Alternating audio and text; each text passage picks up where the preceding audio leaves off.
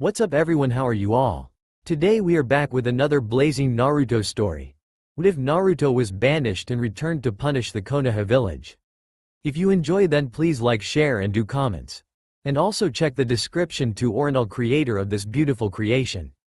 The pounding of footsteps warned the forest of the incoming mercenaries. A ninja had been spotted nearby and it was their duty to wipe him out.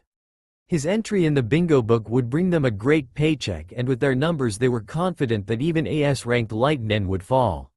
What they failed to realize is that ninjas were known for stealth, and with the sound they were making, they would have woken a rock from a coma. It astonished the watching ninja that they could be so foolishly stupid. With a flash of light, half of the ninja fell. By the time the rest of the mercenaries realized it, they were dead with their comrades. It was a painless death. The fox mask covering the ninja's face seemed to laugh at the stupidity of humans as a second ninja jumped down near the scene.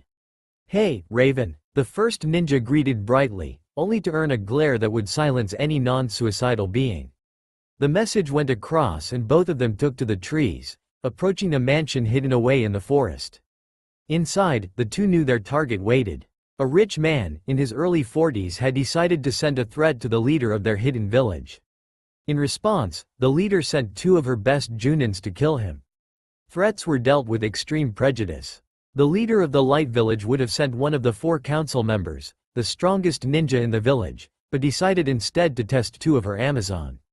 Like Konoha's Anbu, the Amazon dealt with the harder missions and handled security when necessary. Fox and Raven were 2 of her best, and the Kirikage was testing them to see if they were ready to become senseis. Inside the mansion, the 2 slipped easily past security and entered the bedroom of the target, bypassing ninja for hire. Slitting the throat of the old man, Raven gave a slight signal indicating that they would go through the window to get out. While neither was the superior on the mission, both Fox and Raven had decided early on that Fox was the better distraction and Raven was the strategist and assassin. Given the amount of missions that they were paired together, Fox and Raven worked well together. Without a glance at the body, the 2 Amazon ninja jumped out of the window and headed home. "Your mission was a success?" The blonde-haired Kage watched the 2 newcomers closely, eyes a stunning blue. "Yes, Kirikage-sama," Raven replied, not moving from his kneeling position in front of the desk of one of the most powerful ninja alive. "Remove your masks, Fox, Raven. I give you 5 days off for the successful completion of the mission that I gave you." Both ninja obeyed immediately, revealing a long-haired Raven, perhaps 20 years old. Onyx's eyes blinked with very little emotion. His partner, the complete opposite, had an emotion-filled face with cerulean eyes and spiked blonde hair. He grinned brightly at the woman in front of him, who responded with a small smile. Though people often confused the blonde-haired Kage and Naruto as siblings, they were actually cousins given that their fathers had been brothers. "Welcome home, Itachi, Naruto-kun. I'm glad you're safe." Naruto and Itachi nodded, expressions once again complete opposites. "Thanks, Serenity-chan." The girl rolled her eyes at the one person who could call her that and live a pleasant life with all body parts attached. Naruto and her had a unique relationship since the day that Serenity had found her cousin beaten and broken at the Valley of the End. At the time, they had no idea of their relationship to each other. Upon returning the blonde to his hometown, Serenity waited with a pair of guards, advisors in their typical Amazon masks. The Hokage and a few others seemed genuinely pleased to see Naruto, but the rest glared. Flashback. "Naruto, you have been summoned to the council chambers." Serenity's eyes narrowed at the Anbu, who HD interrupted the conversation Naruto and Serenity were having over the best type of weapon for a shinobi to have. The man, like most Anbu, seemed to have no emotions, but that did not surprise Serenity. She understood the concept and asked her Amazon troops, while on a mission, to keep their emotions hidden. Despite his mask, Serenity could hear the vindictive smirk in the man's tone. "Why?" Serenity's voice became icy and the 2 guards surrounding the female Kage tensed at her tone.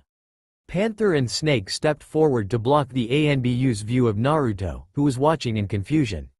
"I don't know, Kirikage-sama. All I know is that the council wants to see Naruto." Serenity nodded once and her guards backed down. Informing the Anbu, to his displeasure, that she would be accompanying them, Serenity walked off, leaving her ninja to help Naruto stand and walk. The Anbu led the way, explaining proper etiquette to the increasing pissed Kirikage. I am not a fool, Anbu-san. Please stop treating me as such. The snicker from Panther earned a glare, and the Kirikage pushed open the door into the council chambers. Tsunade had tears flowing down her cheeks and many ninjas seemed extremely angry, but the civilian council smirked until they saw just who had entered. The Kirikage moved to Tsunade's left and her two Amazon ninja remained by Naruto's side. Uzumaki Naruto, for failure to return Uchiha Sasuke to Konoha, you shall be executed. The instant the words left the counselor's mouth she felt extremely strong killing intent coming from both blonde cages. Naruto looked at the floor considering the words. On what charge, councilwoman?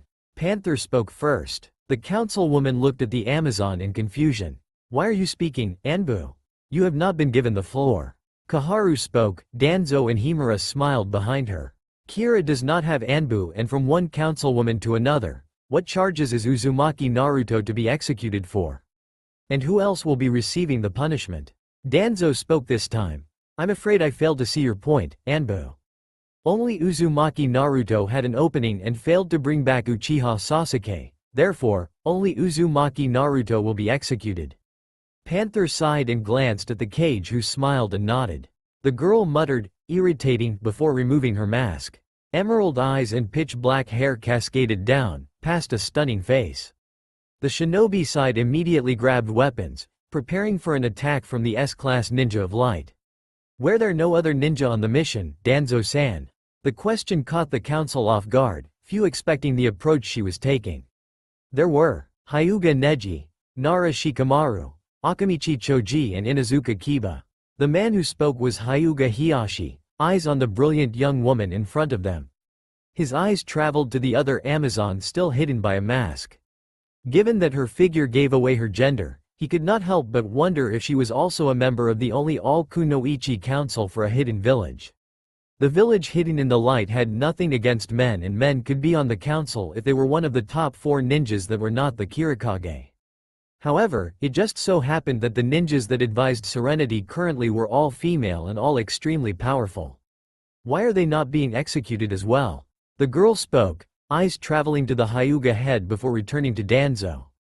They have done nothing wrong. Danzo replied coolly. And Naruto has? Let me hear the other 4 talk. If you refuse and execute Uzumaki Naruto, Kira will cut all ties with Konoha and urge the other villages to do the same. Understand, Danzo, that is, you speak for your Hokage, I speak for my Kirikage. If it is within the power of the civilian council to execute Naruto, then it is within my power as councilwoman to the Kirikage to cut all ties and declare war against Konoha. Convince me of your decision, Danzo, and I will remove my threat. Until then, consider us as neutral and perhaps hostile forces. The girl stepped back to her former position behind Naruto and replaced her mask. Kirikage-sama, control your ninja, a pink-haired banshee called out, eyes on the beautiful blonde ninja who was watching the scene with calculating eyes. Why, I agree with every word my ninja just said and support her 100%. I will not allow an execution for such a small reason. Even Shadow, when she was young, failed missions given to her by my predecessor. The panther laughed, mask shaking softly. Then it seems we are at war, Kirikage-sama. Danzo said icily. Naruto's execution has been made final. Tsunade stepped forward, eyes narrowed shrewdly. As Hokage, I object to creating a war for such a reason. Tsunade said, looking at the ninjas who nodded, knowing the cost of such an endeavor. Especially with one of the light's strongest ninja in the room standing right behind the boy they wished to execute. I would agree completely, Hokage. If I may place an alternate solution to avoid war. Tsunade nodded and the ninjas leaned forward to listen to the Kirikage's solution. Executions can easily be lessened to banishment if I am not mistaken. Rather than execute young Naruto-kun, perhaps it would be better to banish him. At least then, Naruto would live and my shadow would be less infuriated. She would not be entirely assuaged, but it would be better than nothing. The council in front of them began to discuss the idea and finally Nara Shikaku stood and looked around the room at the council. The Junin of Konoha agree with the Karikage. Banishment would be better than execution. Naruto watched with wide eyes as he watched his dream fade away. Still, Serenity was correct in that if he were banished, he would at least be alive. He watched as the civilians contemplated the idea. Finally, Haruno Asahi spoke for the civilians. The civilian council agrees with this idea. At least the demon brat will be out of the village. Serenity narrowed her eyes at the terminology and silently asked the councilwoman to explain. That is an S-class secret, Haruno. Tsunade snapped, angered at the pink-haired woman for threatening Naruto's life in a new village. She was secretly hoping that the reason Serenity had objected so strongly to execution but accepted banishment was so that he could join the Kira village. Then by mentioning it, should she not be executed, Hokage-sama? The raven-haired councilwoman for Kira spoke up, eyes on the pink-haired woman. Tsunade's eyes flickered with humor. Yes, she should be. Anbu. The Anbu that had escorted Naruto in hesitated in Shadow's side, but at a sign from her leader, she unsheathed the sword at the hip of her comrade and moved forward swiftly, slicing Haruno's head from her shoulders with a clean single swipe from her blade. Anbu should not hesitate when given orders, the panther said icily. Her partner smiled at her friend's show underneath her mask. The rest of the council flinched at her speed. Danzo narrowed his eyes at the scene but wisely did not speak as the panther returned to her partner and returned the sword to its sheath. Naruto spoke up for the first time. You have a blade, so why use hers? Naruto's voice sounded dull compared to the lively vibe it had previous to this meeting. Mine is only for special battles and I rarely unsheath it. Shadow replied before returning to a completely stoic state. Tsunade waited for the other Anbu to clean up the Haruno's body before resuming the meeting. Do my advisors agree with the others? Danzo, Himura, and Kohari glanced at each other before Danzo spoke. The advisors believe that Uzumaki Naruto should be executed. Panther snarled before Serenity held up a hand.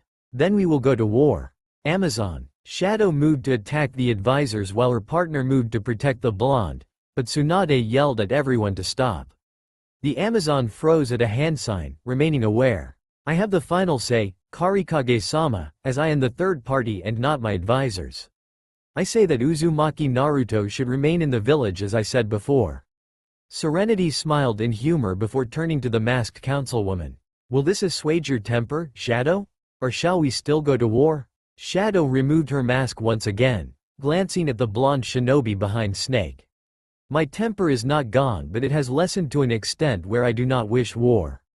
However, should Uzumaki Naruto be declared a nuke nin from Konoha, or should any shinobi from the leaf attack Naruto, I will re-evaluate my decision. The girl said, before returning to her previous place beside the blonde shinobi. Serenity-sama, if I may? The cage nodded and Shadow grinned before kneeling before the blonde and presenting a headband in front of the entire council. Uzumaki Naruto, former ninja of the leaf, as is my right as a council member underneath the Karikage Serenity, I present you a headband of Kira. If it is your will, I ask that you join the village hidden in the light and follow us. If not, keep the headband and use it should you require safe passage through any hidden village. Naruto smiled at the black-haired council member before him before accepting the head and replacing the leaf headband with the new light one. The four-sided star now rested on Naruto's forehead. Shinobi around the council room rose before filing out of the room. The meeting was over. End flashback. Naruto and Itachi wove through the crowds that gathered at midday before reaching the ramen stand. While it was nowhere near as good as Ichiraku's, Naruto still appreciated the ramen and accepted the bowls from the stand owner. Itachi just rolled his eyes and motioned for the owner to give him his usual bowl of salt ramen. Yo! The word caused Naruto to jump and Itachi to turn to greet the commander of Amazon. Shadow, holding her typical panther mask, grinned at the former Konoha ninjas before sitting beside them and ordering miso ramen. Have you two heard the news?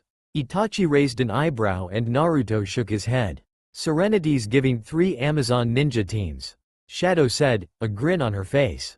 I pity the team that gets you or Orochimaru. Shadow just laughed. I do too, but at least if I get a team then I know they will be really good. Or they'll be dead, Itachi added monotonously. Naruto laughed hard and Shadow glared at the raven ninja in front of her. You're lucky you're not dead. She replied back, a small smirk on her face. Itachi glared at her, remembering the humiliation he suffered at the councilwoman's hands.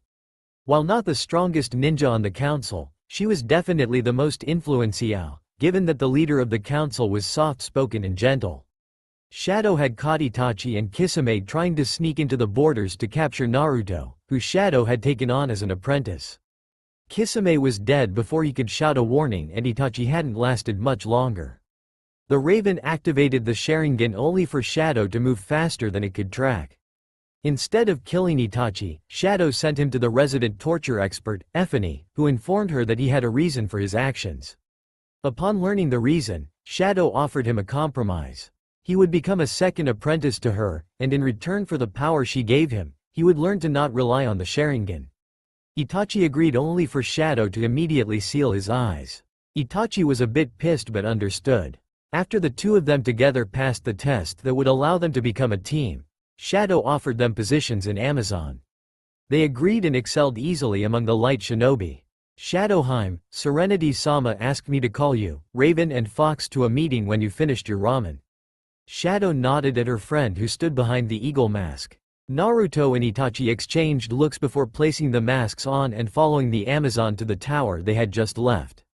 Inside, 9 Genin waited anxiously, eyes on the door. Shadow had placed on her panther mask before entering per the eagle's instructions. Panther, Fox, Raven, I have called you in here to introduce you to your teams. Naruto and Itachi exchanged quick looks before nodding.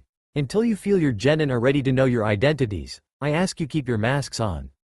All 3 of them nodded. Then, without further ado, I introduce you to the 9 graduates. Team Panther is Aaliyah, Phoenix and Katsuo. Team Raven will be Ieda, Aurora and Hitari. Team Fox will be Kyo, Hitori and Haruka. I wish you 12 the best of luck. Team Panther, to the cake stand. Naruto and Itachi rolled their eyes and watched as the energetic council members' team followed immediately. Team Fox, let's go to Training Ground 3. The team followed Naruto out and Itachi followed, motioning for his team to accompany him. The 2 teams parted at the training grounds and Naruto sat in front of his team. He looked at each of them before speaking. Tell me your names, likes, dislikes and dreams. Sensei, shouldn't you start? Naruto grinned sheepishly and placed a hand behind his neck. My name is Fox. If you guys do good enough, I'll tell you my real name, but until then, just call me Fox Sensei. My likes are Shadow Sensei. All Amazon members and people that would sacrifice everything for the village. Dislikes? Konoha cure and advisors that extend their power too much. Dream? To become the strongest shinobu humanly possible and to protect Karikage-sama with my life. If possible, I'd like to become Karikage. The genin nodded before a hot-headed brunette with his hair tied in a braid down his back spoke up. I'm Hitana Kyo. I like any animals, especially vicious ones, and Karikage-sama. I dislike people who diss Karikage-sama or any of the Council 4. My dream is to become a council member. The milk brown eyes flicked to a girl with purple hair wearing a dark green and silver jacket and black capris. My name is Karan Haruka. I like Shadowheim and the other council members and anyone that protects them. I dislike people that think they are better than everyone else or rely on one type of fighting style. My dream is to become a medic nin like Destiny-sama. Haruka and Kyo glanced at the last member of the team who spoke up softly. My name is Wataran Hitori. I like my female cousins and my mother. I dislike my father and most of my male cousins. My dream is to become Serenity-sama's final protection like Angel-sama. Naruto nodded at the shy girl with short platinum blonde hair. His eyes flicked to the 3 young children before him. All of them wished to become like one of the Council 4 and 2 of them dreamed of being on said council. To become that strong, Naruto realized he'd have to train these kids hard and long. Oh well, I always did love a challenge. Naruto smirked as Kyo, Haruka and Hitori fought again over who got the job of actually cleaning the dog run. Despite excellent teamwork and training, the D-rank missions irritated the young light shinobi to no end. So much so that even Hitori had asked him to give them a C-rank mission. Naruto was reluctant to give in given that the team wasn't understanding the purpose of the boring missions he had been giving them. Foxy-sama. Hearing the words, Naruto turned to a little 4-year-old named Kyoko. When in mask, Kyoko always called him Sama, which he found entertaining. What was even more entertaining was that Kyoko had figured out his identity faster than 3 8-year-old ninjas. Kyo turned and looked at his little cousin who was extremely attached to his sensei. Fox-san, I sincerely apologize for my daughter's rude behavior. Naruto waved his hand at the man who approached in battle caprice, indicating that the Amazon didn't really care before picking up the young kid in his arms. How are you, Kyoko-chan? The girl giggled before going on a narrative of what she did. The Genin finished after about an hour and waited in front of their Fox-sensei. Hard as they tried, none of them could get the identity of Naruto. Everyone they came up across either sang his praises or smirked and said that he was a great prankster. Other than that, the three Genin had no idea how strong their sensei was or anything else. Fox. The word echoed and everyone turned to Uchiha Itachi who had no mask on. Naruto inclined his head, waiting for a response. Serenity-sama wished to see you, me and Shadow-sama. She said she has a mission for a Genin team and wants advice from me, you and Shadow on who should go. She told me to tell you to not be biased when giving your decision. Naruto grinned at Itachi, knowing full well the last part of the message was not from his cousin. Let's go then. Kyoko, be a good girl and watch over my little Genins for me, okay? Kyoko nodded and began to order the three older kids around. Itachi smirked before walking away, leaving Naruto behind. Shadow, Itachi, Fox. The Kirikage had her back to them as she stared out her window. How far along are your teams? The three glanced at each other before stepping forward. Team Panther has a lot of power but little to no concept of teamwork. Aaliyah and Phoenix seem to always fight over who is better to get the attention of Katsuo, who really couldn't care less. Why the hell did you give me fangirls, Serenity? Serenity smiled before turning. Because I imagine that you will beat that trait from them. Team Raven? Serenity answered before turning to Itachi. My team is the exact opposite. Their teamwork is amazing but the stamina they have is pathetic to say the least. The team is bound and determined to figure out my identity. I'll make a mistake and let my mask slip once I think they can handle a B-rank mission. The Karikage grinned before turning to her last ninja. Fox, what about your team? Naruto inclined his head before gesturing to the other two. Take Team Panther and Team Raven and smash them together and you have my team. They work together well in training, but give them a D rank and you'd think they were wolves fighting over the alpha position. Their stamina is good for Genin and they'll soon be up to Chunin level with ninjutsu and taijutsu. When Destiny-sama is available, I'm gonna ask her to come down and teach Haruka medical ninjutsu. Serenity nodded before returning to her former position. I have a message for Konoha and I was going to send Team Panther and Team Raven to complete the mission. Shadow shook her head. It'd be suicide for my team, Serenity-sama. If only one went with Team Raven, I'd say go for it, but having my team together at this point would be a death sentence. A mercenary could beat them. Itachi rose an eyebrow. They hate each other that much? Shadow nodded. Serenity sighed from her position. Can you handle 6 Genin, Itachi? Itachi answered negatively and Serenity smiled ruefully. At this point then, we have two options. Naruto and Shadow can switch masks and Naruto can do a henge of Shadow and take over Shadow's team and Shadow can do the same for Naruto's or I can send Naruto to Konoha. Naruto narrowed his eyes as he thought about it. If Tsunade had a warning before I sent Naruto, she could probably prepare for deception, but I fear if anyone other than the Hokage knows Naruto's identity, he will be killed on sight. Opinions? Itachi glanced quickly at the blonde before turning to Serenity. If it were just Fox and I would not be worried. Even with Genin, I am not worried because none of them know Naruto's identity. Given this, I would recommend Shadow stay and beat some sense into her team and Naruto go with the Genins to protect them. Serenity nodded and turned to one of her 4 official advisors. Shadow? My preference is that I stay with my team. However, I am absolutely willing to take Naruto's place as sensei of Team Fox for a C-rank mission into Konoha. Anywhere else, I would say suck it up, but I am not fond of the leaf and the only thing preventing me from starting a war with the aid of the village and Amazon is the Hokage herself. Serenity nodded and turned to the blonde shinobi. The other two waited patiently, Shadow less so than Itachi. I'll go on the C-rank mission. If Konoha does determine my identity, I will show them the headband and remind them of Shadow-sama's threat.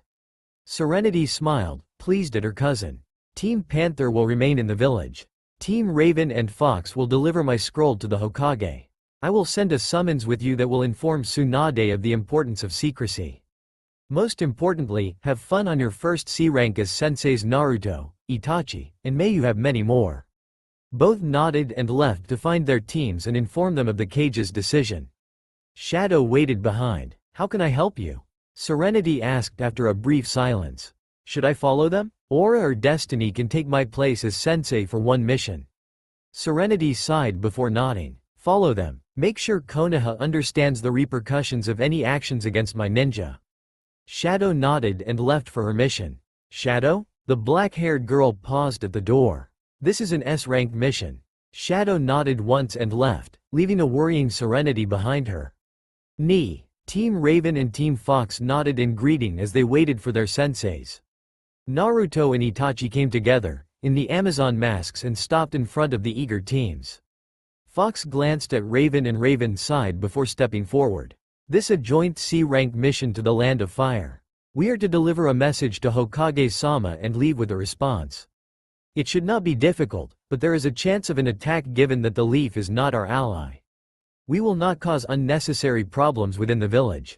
Fox? Naruto took Itachi's place in front of the eager Genin. I am not a friend of the Leaf. My team knows that the Leaf Village is one of the few things that I truly hate, and for good reason.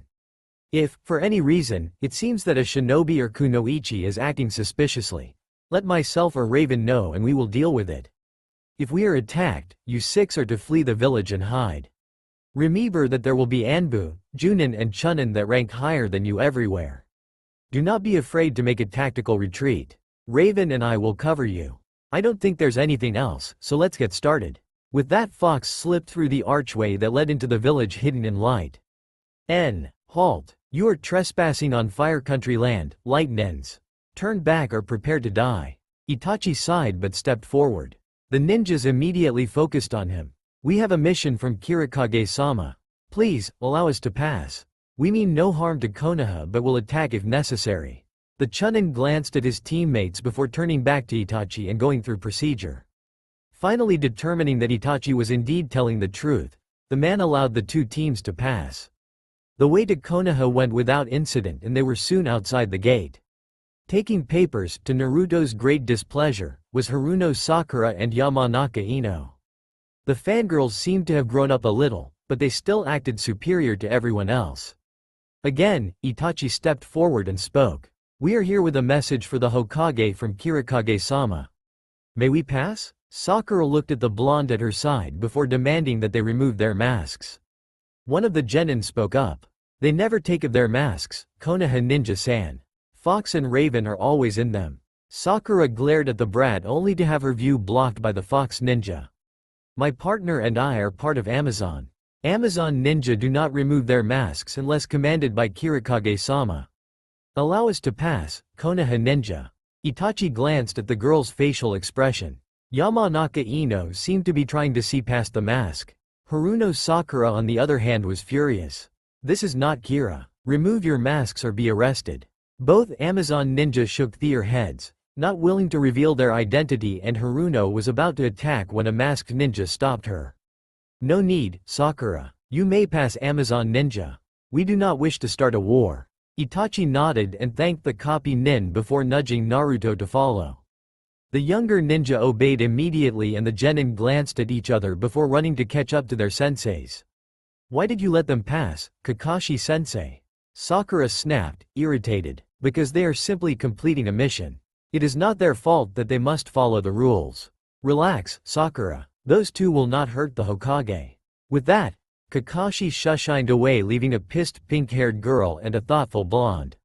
I know that voice from somewhere. Why was that girl's hair pink? The question came out of nowhere and both of the team leaders glanced back at a confused Kyo. His eyes darted back and forth between his sensei, whose sides were shaking from laughter, and Raven, who simply stared at him before hitting Fox hard on the head. The two Amazon immediately began a one-sided bickering match. Kyo never got his question answered. The Hokage tower had not changed, Naruto noted as he walked inside, and neither had the Hokage herself. Tsunade, in a drink state, ordered them in. Itachi dropped the scroll on the desk and crossed his arms. Tsunade blinked up at the masked Amazon before turning to read the document. Finishing, she glared at the ninja in front of her. Tsunade ordered an Anbu guard on duty to take the 6 genin to a nearby hotel, and the youngest ninjas obeyed at Itachi's command. Tsunade then ordered that office be cleared, and she placed secrecy jutsu all around the room. "Remove your masks." Itachi and Naruto glanced at each other before obeying. Naruto shook his blonde hair and smiled at Tsunade. Itachi moved with more finesse and removed his mask but remained silent. Tsunade studied the 2 nuke nin of Konoha before smiling and pulling Naruto into a long drawn-out hug. "Once again, Serenity has reminded me of her council's decision 3 years ago." Naruto and Itachi both stood there, not sure how to react to the woman's sudden mood change. She also kindly stated that Iwa and Kumo are considering attacking Konoha. Again, neither ninja reacted. What surprised me, however, was Shadow's push to support Iwa and Kumo. Naruto sighed before speaking. "Shadowheim sympathizes with my sentence. She too was to be executed, but the judgment was lessened to banishment. She, however, actually committed a crime, whereas she doesn't believe that I did. Itachi and I agree with her. However, Shadow-sama is reluctant to call for war due to you being Hokage. She wants the council gone, Hokage-sama, and will do anything to make it happen." Tsunade nodded once and turned to look out the window. "I made a mistake 3 years ago, Naruto. The entire council made a mistake and very few of the civilians recognize it. The shinobi side, however, regrets their involvement for the most part. Even the non-clan shinobi comprehend what the council did and wish to make amends with Shadow and Kirikage Dono." Itachi shrugged. "It is not my partner or my problem, Tsunade-sama. They made the choice and Shadowheim responded in kind. If they wish to make amends, it is their duty, and not ours, to do so. Naruto-kun and I will return your reply to Kirikage-sama when you have finished it. Take the time you need. Fox, return your mask. We must return to our genin. I'd hate to see what mine are doing without me. Aida sees you as a role model and part of her dream to follow you is to surpass you in pranks. It gets quite irritating." Naruto laughed as he replaced his mask. "Naruto, can you stay a while?" The blonde Hokage waited as Naruto and Itachi seemed to have a silent discussion before Itachi frowned but bowed and left as the Raven Amazon. Naruto stood awkwardly until Tsunade hugged him again, just as hard as the first time. This time, she held on and began to cry into Naruto's jacket. The blonde shinobi patted her back gently. "It's okay, Oba-chan, it's okay." Tsunade let out a shaky laugh and pulled away, holding the light ninja at arm's length. "I've asked and asked Shadow for updates on you. All she says is that you're fine. Now that you're here, I can see she was lying." Naruto cocked his head to the side. "You're an Amazon. Do you know how much power they have in the other countries? The fact that you got to that level in 3 years is incredible." Naruto laughed. "Take your mask off, brat. I want to see your face again. You just saw it." Nonetheless, Naruto removed his mask and smiled at Tsunade. The two of them talked, keeping the door locked and secrecy jutsu in place. After 3 hours, Itachi was getting a bit anxious. He didn't like the idea that his partner was not with him in the place that he had so violently betrayed. More accurately, he didn't like the idea that Naruto was here in the place that had betrayed the blonde kid for a thing he couldn't control. Even the lowest academy student in Light understood the concept of jailer versus the criminal inside. Flashback. Why did they call you the demon brat, Naruto? Serenity stood beside the desk of the Hokage, having just finished the paperwork needed for the transfer. The other two blondes froze and looked at the Karikage. "That's an S-class secret." "Yes, I heard, Tsunade. However, given that Naruto is now my shinobi, I need to know. Was it due to parentage or what?" The Hokage turned away. "What do you know about Jinchuriki's Serenity Dono?" The younger Kage narrowed her eyes. Jinchuriki means power of the human sacrifice, and all contain demons inside of them. While many exist with smaller and lesser-known demons caged inside of there are 9 main jailers. These ultimate jailers often go insane due to the rantings of their inner demon. The son of the case cage is the Jinchuriki of grandniece of the Sandame Raikage carries the Nibi and the Raikage's brother contains the Hachibi. Other than that, I know that the Tsuchikage has 2 under his command and that Konoha should have 1. Tsunade nodded. Konoha had a Jinchuriki. Serenity's eyes widened. What happened? Tsunade closed her eyes in sorrow, before turning to the blonde Karikage. We banished him. Serenity gasped and turned to Naruto, who waited for some kind of reaction or refusal to take him in. What he didn't expect was for Serenity to start cursing the council. Those stupid idiots. They know what they've done. Tsunade and Naruto watched as Serenity stalked to the door and yelled out, "Panther! Get your ass in here." The masked Amazon rushed in looking at Serenity in worry.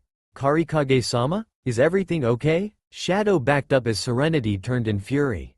Konoha banished their Jinchuriki, Shadow. Shadow's eyes followed Serenity's finger to Naruto. "Then they are true fools," Shadow said coolly. "I ask for permission to train Naruto, Serenity-sama. If he is a Jinchuriki, I will gladly pass on my knowledge to him." "Who resides within your seal, Naruto?" The question caught the others off guard. Even Serenity had been uncertain as to the reaction of her favorite council member. "Kyuubi no Kitsune." It was Tsunade who answered hesitantly. Shadow narrowed her eyes darkly. "So the council saw him as the fox, then. I was wondering their motive for losing a young genin with a lot of potential, but now I understand. I disagree vehemently, but I understand. Can you speak with Kyuubi, Naruto-kun?" Naruto nodded hesitantly and Shadow grinned before looking at Serenity. "Later, Shadow. We will handle that later. For now, Naruto, understand that you are a light shinobi and while a Jinchuriki, you will not be treated specially in any way.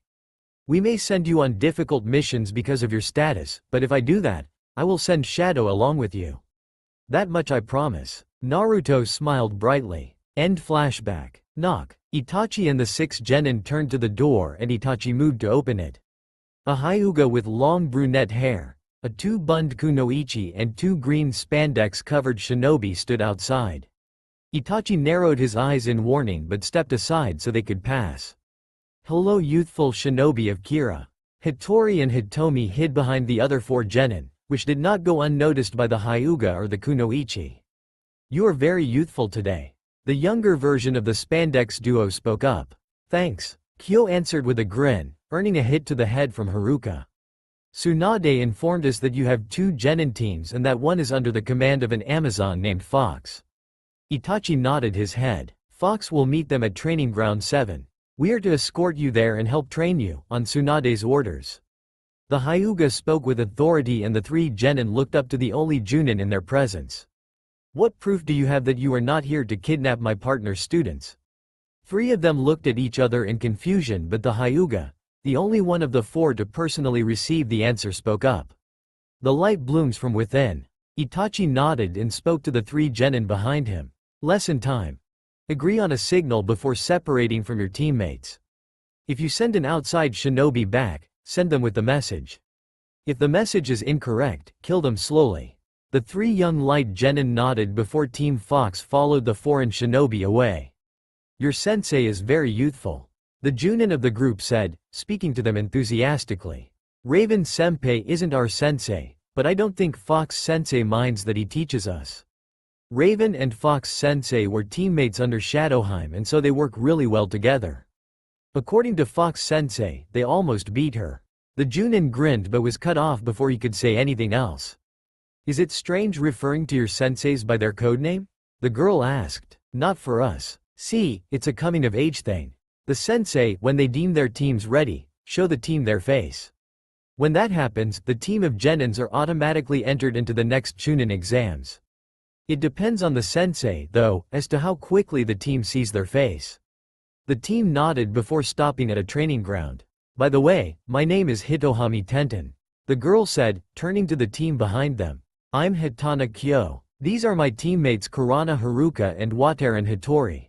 The 2 behind Kyo bowed their head at their names as they had been taught. "My name is Hyuga Neji," the Hyuga said, speaking from the front of the group. "I am the deadly green beast of Konoha, Metagai." The older of the spandex-clad men said, standing up. "I am the white azure beast of Konoha, Rock Lee." The 2 of them struck nice guy poses and Kyo smirked while the 2 girls watched on in confusion. "Hey, sorry I'm late." The trees seemed to part as the fox entered the group.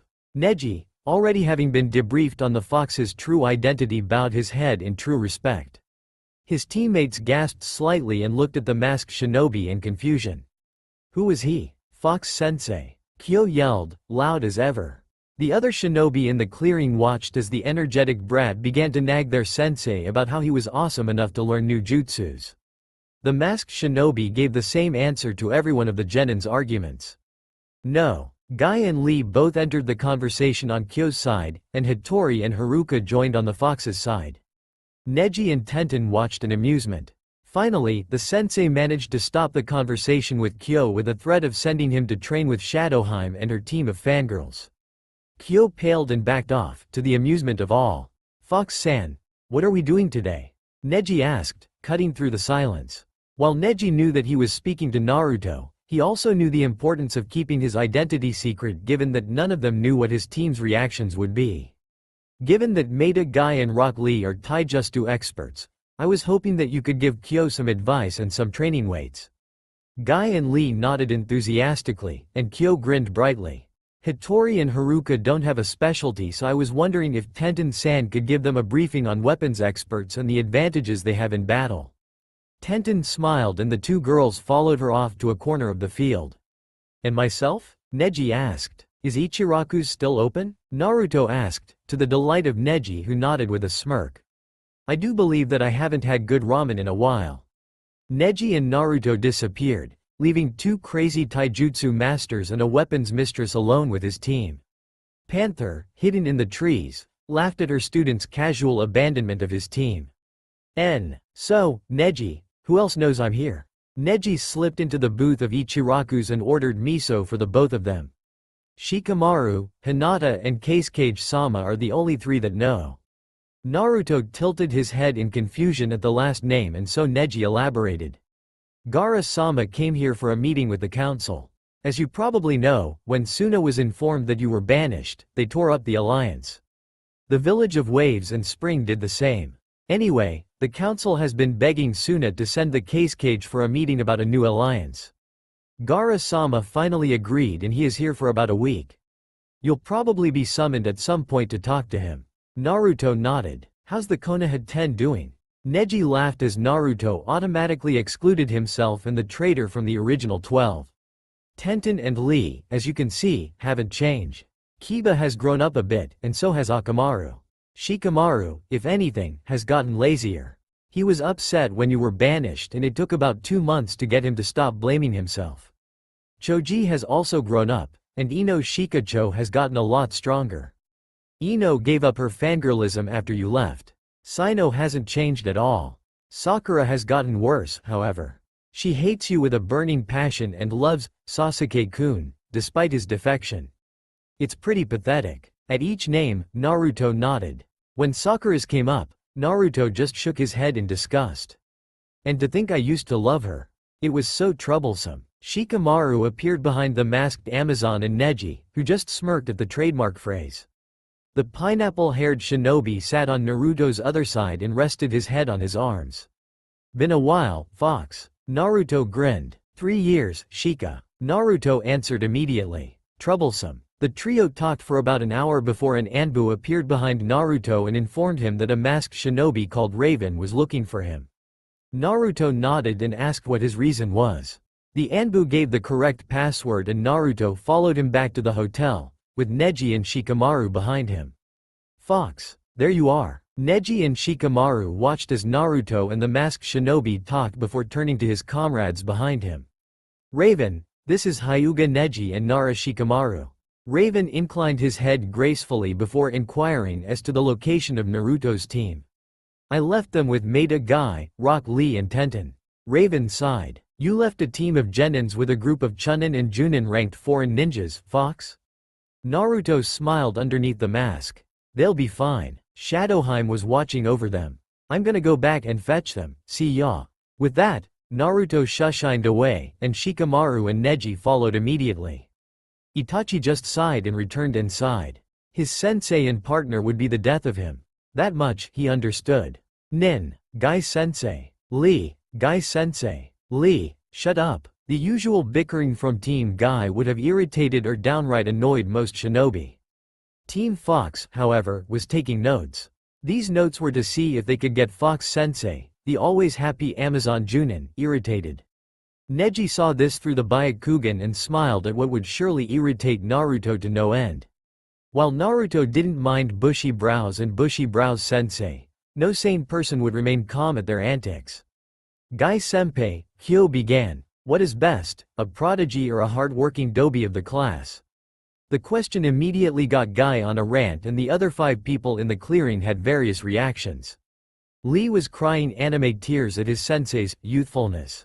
Tenten and the other genin were banging their heads slightly. Kyo, however, was listening raptly. Please don't tell me Guy corrupted him, Naruto said, waiting the scene with worry. Neji just shrugged. Shikamaru watched with boredom. Fox sensei. Haruka called out, seeing their team leader step forward from the trees. She noticed that another foreign ninja had joined her sensei and was curious as to who he was. Her sensei didn't seem to hate him or ignore him like most Konoha shinobi. In fact, her sensei seemed to treat him much like the rest of the strange team that was currently helping teach them. Tenten seemed relatively normal until she started talking about weapons and the other 2 shinobi were beyond strange. Haruka and Hattori were incredibly glad that they got the weapons mistress and not the psychos in green. Neji-kun, Tenten greeted warmly, running up to the Hyuga. Shikamaru, troublesome. The response seemed to irritate Tenten, who hit him on the head. Fox-san, you have very youthful students, Lee said, running up to Naruto with Guy and Kyo following just as energetically. Naruto nodded and turned to Tenten asking for a status report.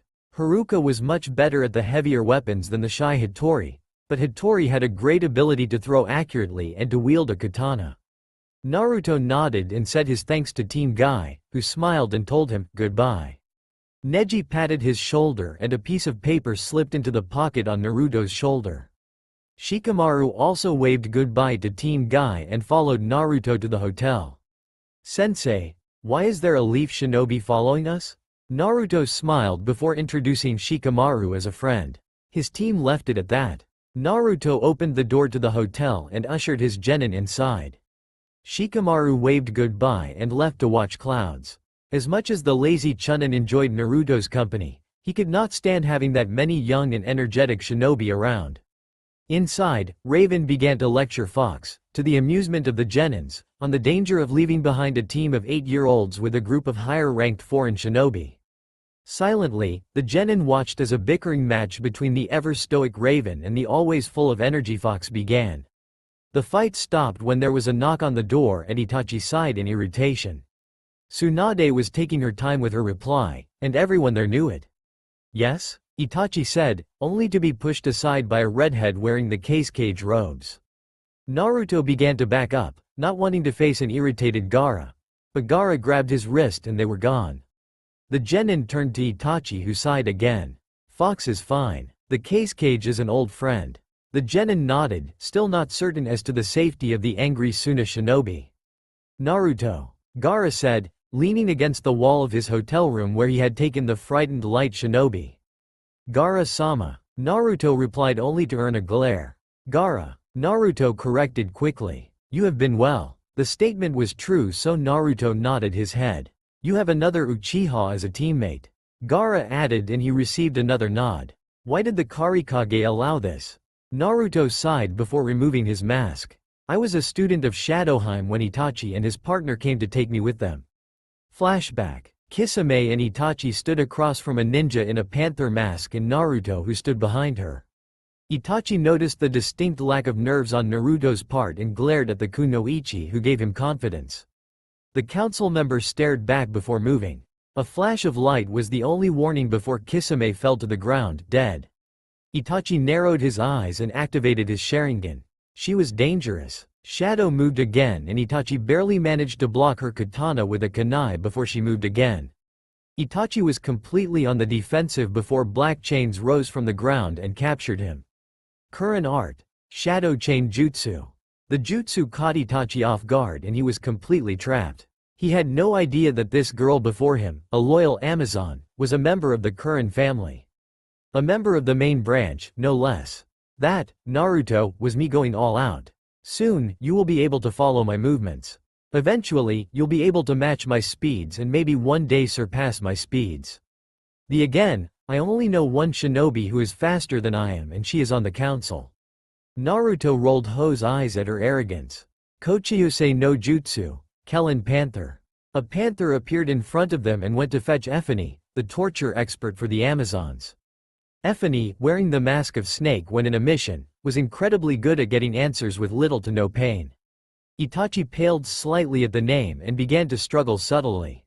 Effany appeared and began to work on the arrogant Uchiha in front of her. After about 15 minutes, the fiery redhead turned to Shadow. "He's ready to talk." Shadow nodded and stepped forward. "Why did you join Akatsuki?" Itachi narrowed his eyes but answered. "The leader gave me no choice. It was either join or die." Shadow glanced at the ninja beside her who nodded her head. He was telling the truth. "Why did you kill the Uchiha clan?" Itachi lowered his head. "They were going to try to overthrow the Sandaime, which would start the Fourth Great Ninja War. I was following Danzo-sama's orders." Again, Effany nodded. "Why did you leave your brother alive?" Itachi closed his eyes. "So he could grow strong." "Where do your loyalties lie now, Uchiha Itachi?" Itachi's eyes opened and scrutinized Shadow. He couldn't move with the chains surrounding him and knew that the wrong answer would end his life. However, a lie would also get him killed. Effin and Shadow hated being lied to. "I have no loyalties to anyone." Shadow glanced at Effany who nodded her head in amusement. "If I release you, will you try to return to Akatsuki?"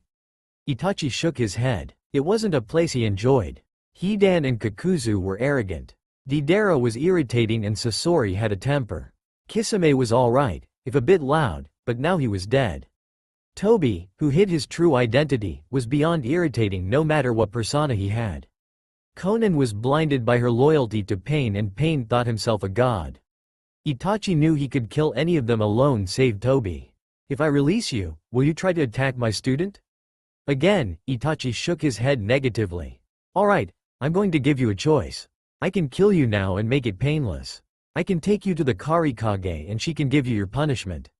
I can return you to Konoha, or I can take you on as a student with the Karikage's permission." Itachi and Naruto looked at her in shock. "Shadow-sensei, why are you offering to take him as a student? Kira has the Sharingan, we don't need another." Shadow smiled at her student before answering. "Yes, we have an Uchiha with us. However, Uchiha Itachi is a name feared around all the countries. Our other Uchiha is not well known and while strong, she is a medic nin first. Itachi would be a combat nin and under my direct command. Serenity-sama would have final say but people fear me more so the Serenity-sama. She is an amazing leader but few have actually seen her fight. While she is stronger than I am, I have been seen fight and have a reputation for being unbeatable. With an Uchiha as a student, that reputation will grow which will help in the long run." Naruto nodded in understanding and both of them turned to the Uchiha who was thinking over the options. Being the Black Panther's student would not hurt and he did not have anything against Naruto-kun. However, by joining the light, he put the country at risk from his foolish little brother and the snake. Given that Shadow had easily defeated two S-class criminals without help, he had no doubt she could handle Orochimaru. "I'll become your student." Shadow smiled and nodded. "Then I have only one condition." Itachi tilted his head. "You learn to not rely on your Sharingan." Itachi narrowed his eyes but nodded. Shadow grinned sadistically and walked up to the Uchiha. "You're going to hate me for this. Fuin style. Bloodline seal," Itachi hissed in anger. Shadow grinned and Naruto snickered. This was gonna be fun. Flashback end. After Shadowheim sealed the Sharingan, Itachi, Shadow and I went to the Karikage, who agreed that the Uchiha should be Shadow's student and sent us away for a 2-month training trip. Itachi slowly got used to fighting without the Sharingan. About a month and a half in, we ran into Orochimaru and Kabuto. Sasuke wasn't with them. Flashback. Well, if it isn't the missing Akatsuki member and Naruto-kun. Orochimaru hissed, ignoring the presence of the masked panther. "You are in our way," Itachi said, voice dripping with distaste. He used the glare that so many Uchihas had mastered to send his hatred out towards Kabuto and Orochimaru. Neither flinched, but Orochimaru noted the distinct lack of the Sharingan. "You shouldn't underestimate your opponents, Uchiha Itachi. If you wish to live, activate your Sharingan." Shadow stepped forward. "He can't, Orochimaru-san." Itachi glared at his sensei who glared right back. "What do you mean, girl?" Shadow turned towards the snake. "I mean that I sealed the Sharingan. Uchiha Itachi can no longer use his bloodline limit." Orochimaru laughed but Kabuto seemed curious. Uchiha Itachi, prodigy of the Uchiha clan, who single-handedly massacred his entire family, allowed his Sharingan to be sealed by a girl? I hardly think so, little panther.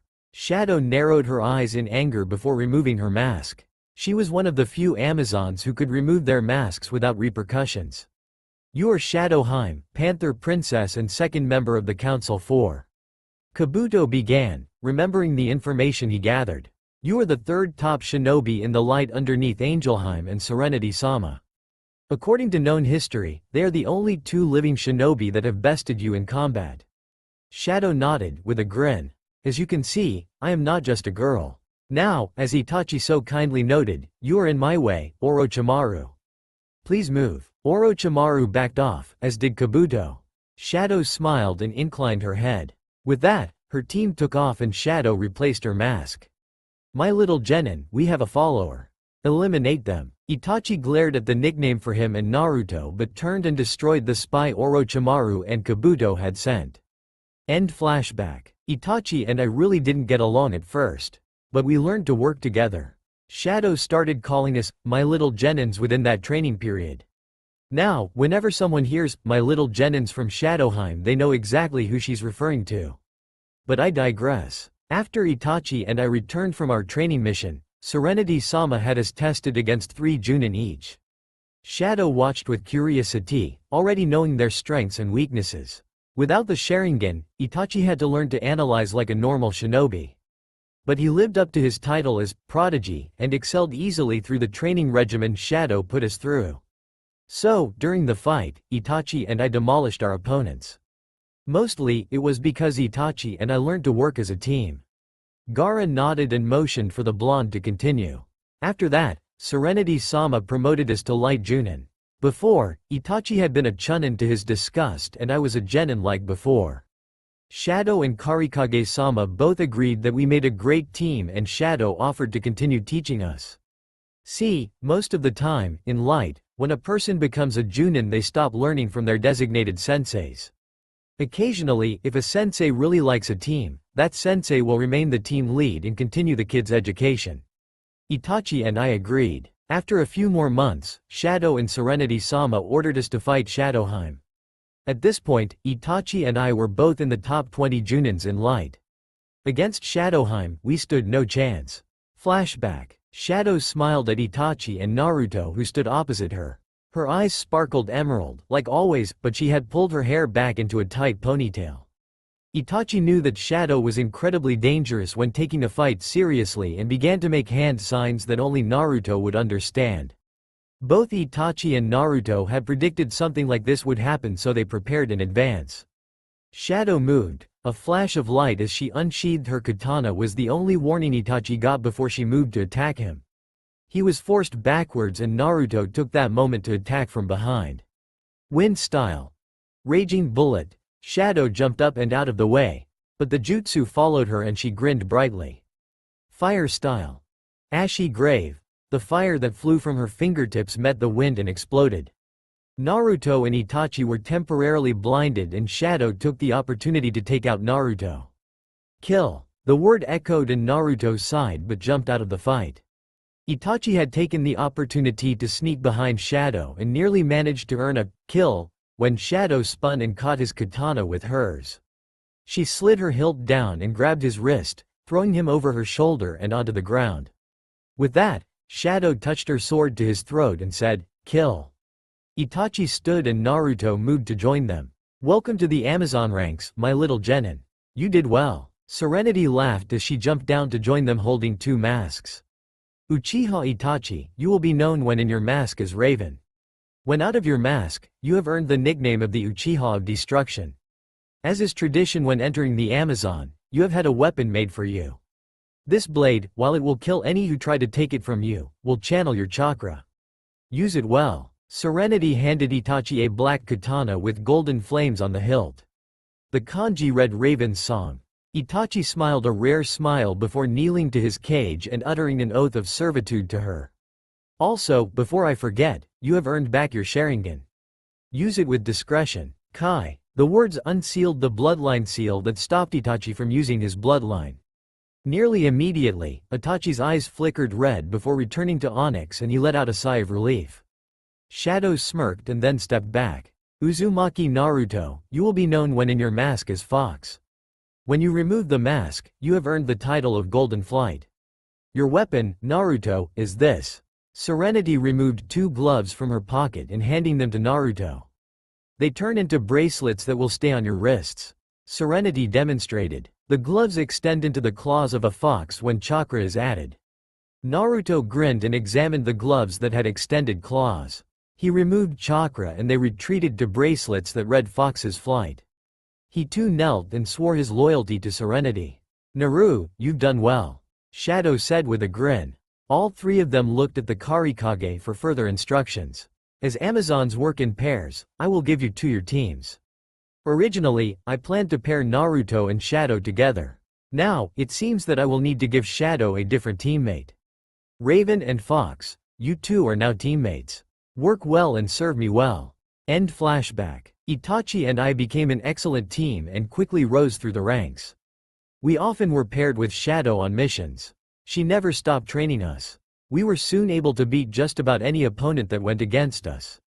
Together, we even managed to beat Orochimaru and Designeheim. About 2 years after Itachi joined and about 2.5 years after I joined, we were sent on a mission with Shadow. We were up against the Akatsuki. Mainly, 2 members called Hidan and Kakuzu, the immortal duo. Flashback. I hate to send you on this mission Naruto, and you Itachi, but you 2 are the best team we have. Kakuzu and Hidan have managed to obliterate 4 teams of Amazon ninja. Those 8 were good at what they do and they couldn't even kill one. Shadow and Destiny will accompany you. I would like to send Aura but I don't want to risk 3 council members on one mission. This is an Amazon mission. Please come back alive. Naruto and Itachi nodded before taking off to the gates where their sensei and the other council member waited. Itachi, what do you know about our opponents? Shadow asked, taking to the trees. Itachi briefed them as quickly as possible but when he came to Hidan, Shadow hissed. He's a Jushinist? Shadow asked, turning to look at Itachi who nodded. Alright, here's the plan. I'm gonna take Hidan. He won't be killed by normal means. Destiny, you're my backup. Itachi, Naru, you 2 take the other one. When you've finished, return immediately. The team nodded and Shadow continued to curse her luck. It's not that she didn't have faith in her abilities. It was that she knew Hidan. And they hated each other. We're here. Approach with caution. Shadow stepped into the light, and faced her least favorite cousin. He grinned when he saw the Amazon ninja. Hey fucking Kakuzu, we've got even more fucking sacrifices for Jashin-sama. Shadow sighed and removed her mask. Hello, Hidan. Hidan yelled out a roar and attacked. The battle between Hidan and Shadowheim lasted longer than 30 minutes. Neither Kakuzu nor the rest of our team interfered. For anyone but Shadow-sama, fighting Hidan would have been suicide. She managed to avoid his scythe as much as possible. After watching for about 30 minutes, Itachi and I began our own battle with Kakuzu. Flashback. It will be fun to kill you and gain your bounty, Raven. You are quite well known just by your mask. Raven inclined his head but did not speak for fear of being recognized. Let us begin, Amazon Ninja. Your country has given me huge bounties. For that and the bounty I will soon gain, I thank you. Itachi moved, removing Raven's song from his sheath. Naruto followed and channeled chakra into Fox's flight. You have interesting weapons. Kakuzu commented, jumping away from a slice from the katana and avoiding a swipe from the claws. The Akatsuki attacked Naruto, putting him on the defensive. Itachi snuck behind and hit Kakuzu directly in the heart. Neither Itachi nor Naruto lowered their guard as Kakuzu died. Seeing the guise wasn't working, Kakuzu stood and narrowed his eyes at the 2 ninja. Naruto grinned. 8 Amazon ninja were killed. We aren't about to underestimate you. Kakuzu sighed but nodded at the wisdom of the team in front of him. He made a hand sign and Itachi yelled out a warning. Naruto jumped back as 5 monsters appeared. One of them almost immediately collapsed. Naruto and Itachi knew that one of the hearts was gone. 4 more to go. Itachi muttered before attacking one with his unnatural speed. Naruto followed his partner's lead and attacked a second one. Itachi easily dispatched his, given that the element it had covered was wind. Naruto, on the other hand, struggled immensely with the fire one. His arm came out seared as Itachi interfered. Jumping back, Naruto attacked the lightning one and killed it quickly. Kakuzu cursed and called the other two back. Naruto and Itachi jumped in front of the ninja as black tendrils came out. Fox. The warning came too late. Earth shattered from underneath Naruto and pierced his leg and his lower chest.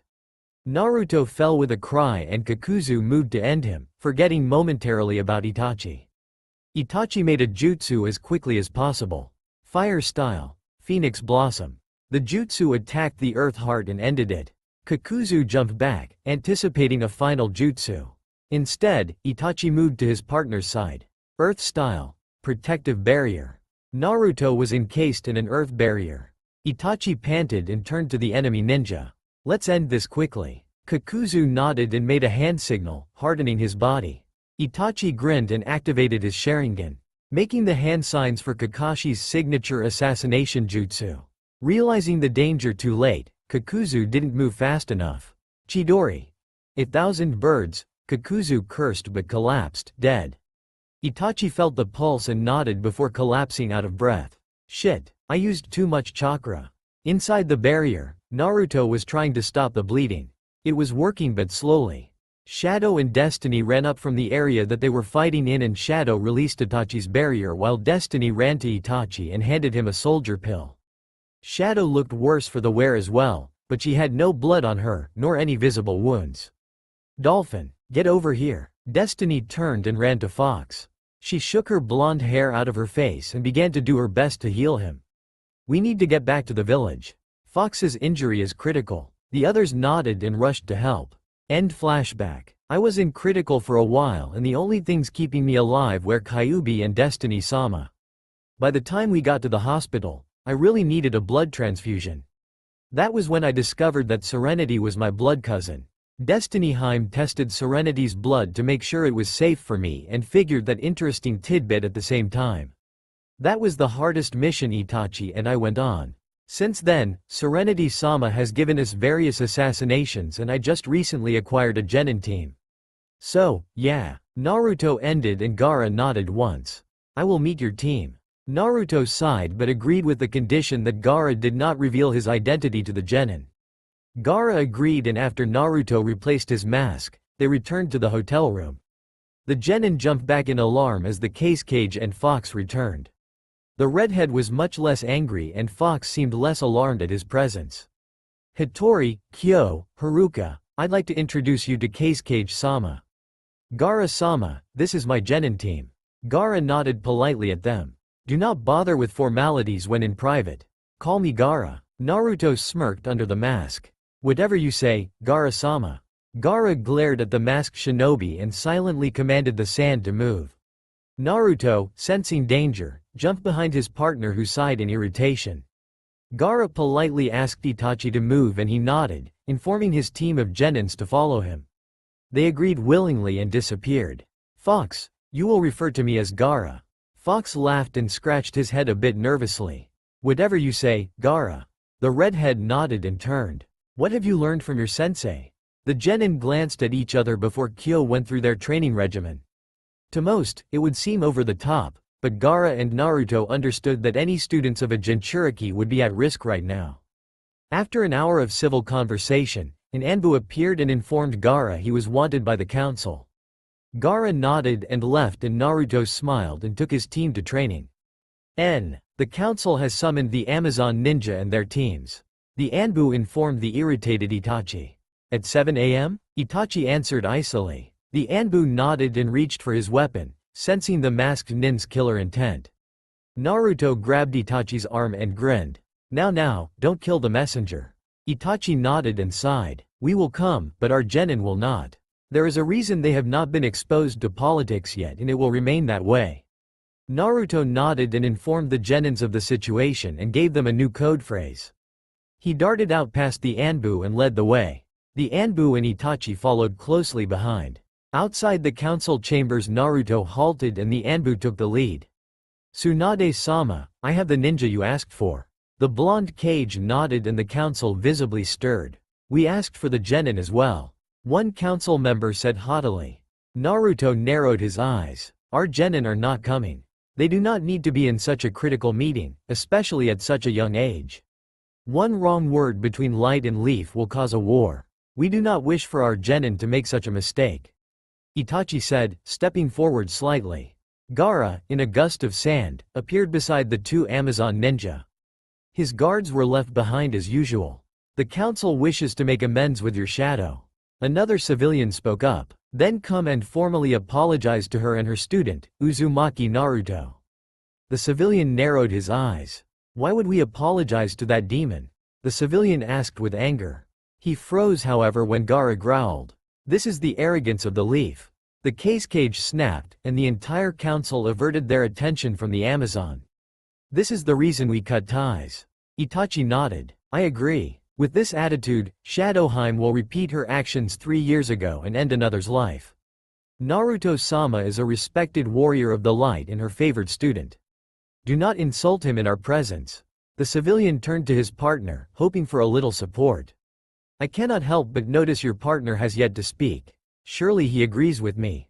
Naruto let out a barking laugh and quickly altered his voice with chakra. "Naruto-sama is not a demon." With that, the usually loud-mouthed shinobi backed off, earning glares from the civilians. Hiyashi Hyuga stood and formally bowed to the ninja, glaring at the civilians. "We mean no disrespect to Shadow-sama or her student. The council would really like to make amends with Shadow-sama." Itachi sighed. "You expect to make amends with Shadow while insulting a student of hers? Perhaps you and your fellow council members failed to realize that as long as Naruto-sama is seen as a demon in the Leaf, the best that our nations can be is neutral. Whether the Leaf realizes it or not, Shadowheim wants this council destroyed for the very attitude you failed to realize is a tragically misplaced blame. Be grateful that we are not at war. If I may speak out of turn and give some advice, Hyuga?" Hiyashi nodded, tight-lipped. Gaara grinned and Tsunade silently flinched. Itachi was not one to hold back, and Naruto would not stop his partner from letting loose. "Look into Naruto-sama's past. Check his medical files and his hospital history. Check with the villagers and ask how they treated the demon brat. Put yourself in a 5-year-old body and with a 5-year-old mind, and then, when you're done, thank whatever god that you worship that Naruto-sama has a pure heart and a strong will. Because if he didn't, no one would be left to stop Naruto-sama from fading into obscurity and releasing his body to the Kyuubi no Kitsune." Itachi stepped back, in line with his partner. Tsunade and Gaara smiled at the Amazon ninja. "And you, Fox? What advice would you give?" It was Gaara who asked, shocking the ninja and Naruto, who glared at his powerful friend. "None. The Leaf is not worthy of Shadow-sama's aid," Naruto said, never turning away from the cage, who smirked viciously. "And how can you speak for your superior, boy?" a council member asked. Naruto sighed but resigned himself to joining the conversation. Tsunade and Itachi both watched him with pity. They knew that Naruto hated this council. "Because I have worked with her as a subordinate. She often leads Amazon missions with different teams, including the partnership with myself and Raven. She hates the Leaf Council. There is no doubt," Naruto stated emotionlessly, hiding the pain. "But you do not know that she would not forgive us?" the council member countered. Itachi made a hand sign. "We are on Naruto's team." Naruto nodded, understanding the hidden message. "I am a student of hers. I know very well her opinion of the Leaf." Gaara and Tsunade glanced at Itachi, having noticed the barely perceptible hand signs. Itachi, noticing their stares, nodded his head slightly. Tsunade bared her teeth but sighed. Gaara too was not happy with the developments of this meeting. "So you know the demon brat?" Naruto turned to yet another villager who dared insult him. "Yes." The villager was not happy with the answer and began to press for answers. Naruto became more and more irritated, and Itachi was about to interfere when the doors slammed open. Shadow stood there, followed by the worried Sand siblings who had been searching for their brother. "Hello, council members. Well, that could have gone better," Tsunade commented. Shadow glared at her angrily. Naruto, in the presence of the few in the village who knew his identity, wore no mask. Itachi remained masked, due to the presence of Hyuga Neji and Narashikamaru. Gaara, Temari and Kankuro stood to the side. The Sand siblings were watching Naruto and Itachi interact with Shadow. It was clear that the three of them had a hierarchy. Shadow was the captain, without a doubt in charge. Itachi and Naruto seemed to switch of command and had a kind of non-verbal communication. Both knew what the other would do and would cover for him. Everyone could see why Shadow thought so highly of this team. "Tsunade-sama, I want your council gone."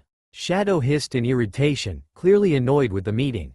The council had the audacity to ask for forgiveness and then insult Naruto. If Itachi and Naruto hadn't been there, blood would have been shed.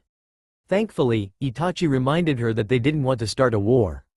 "Yet, I agree," Gaara said, his monotone voice filling the room. Tsunade sighed and leaned against her desk.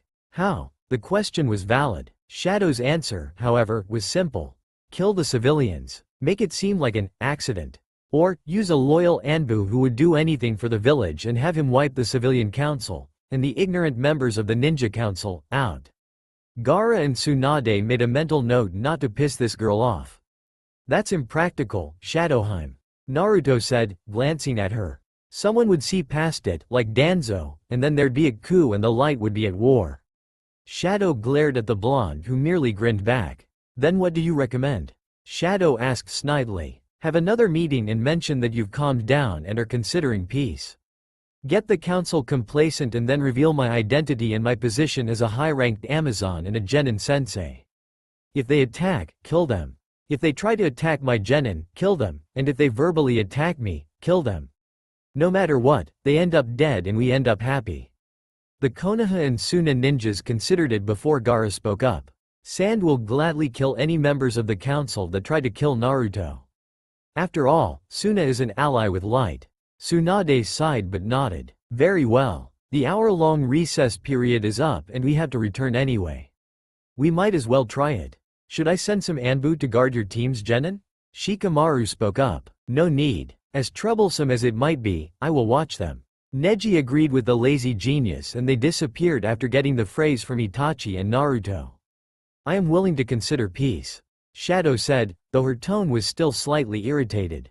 Hyuga Hiyashi narrowed his eyes, as did a few other suspicious ninja clan heads.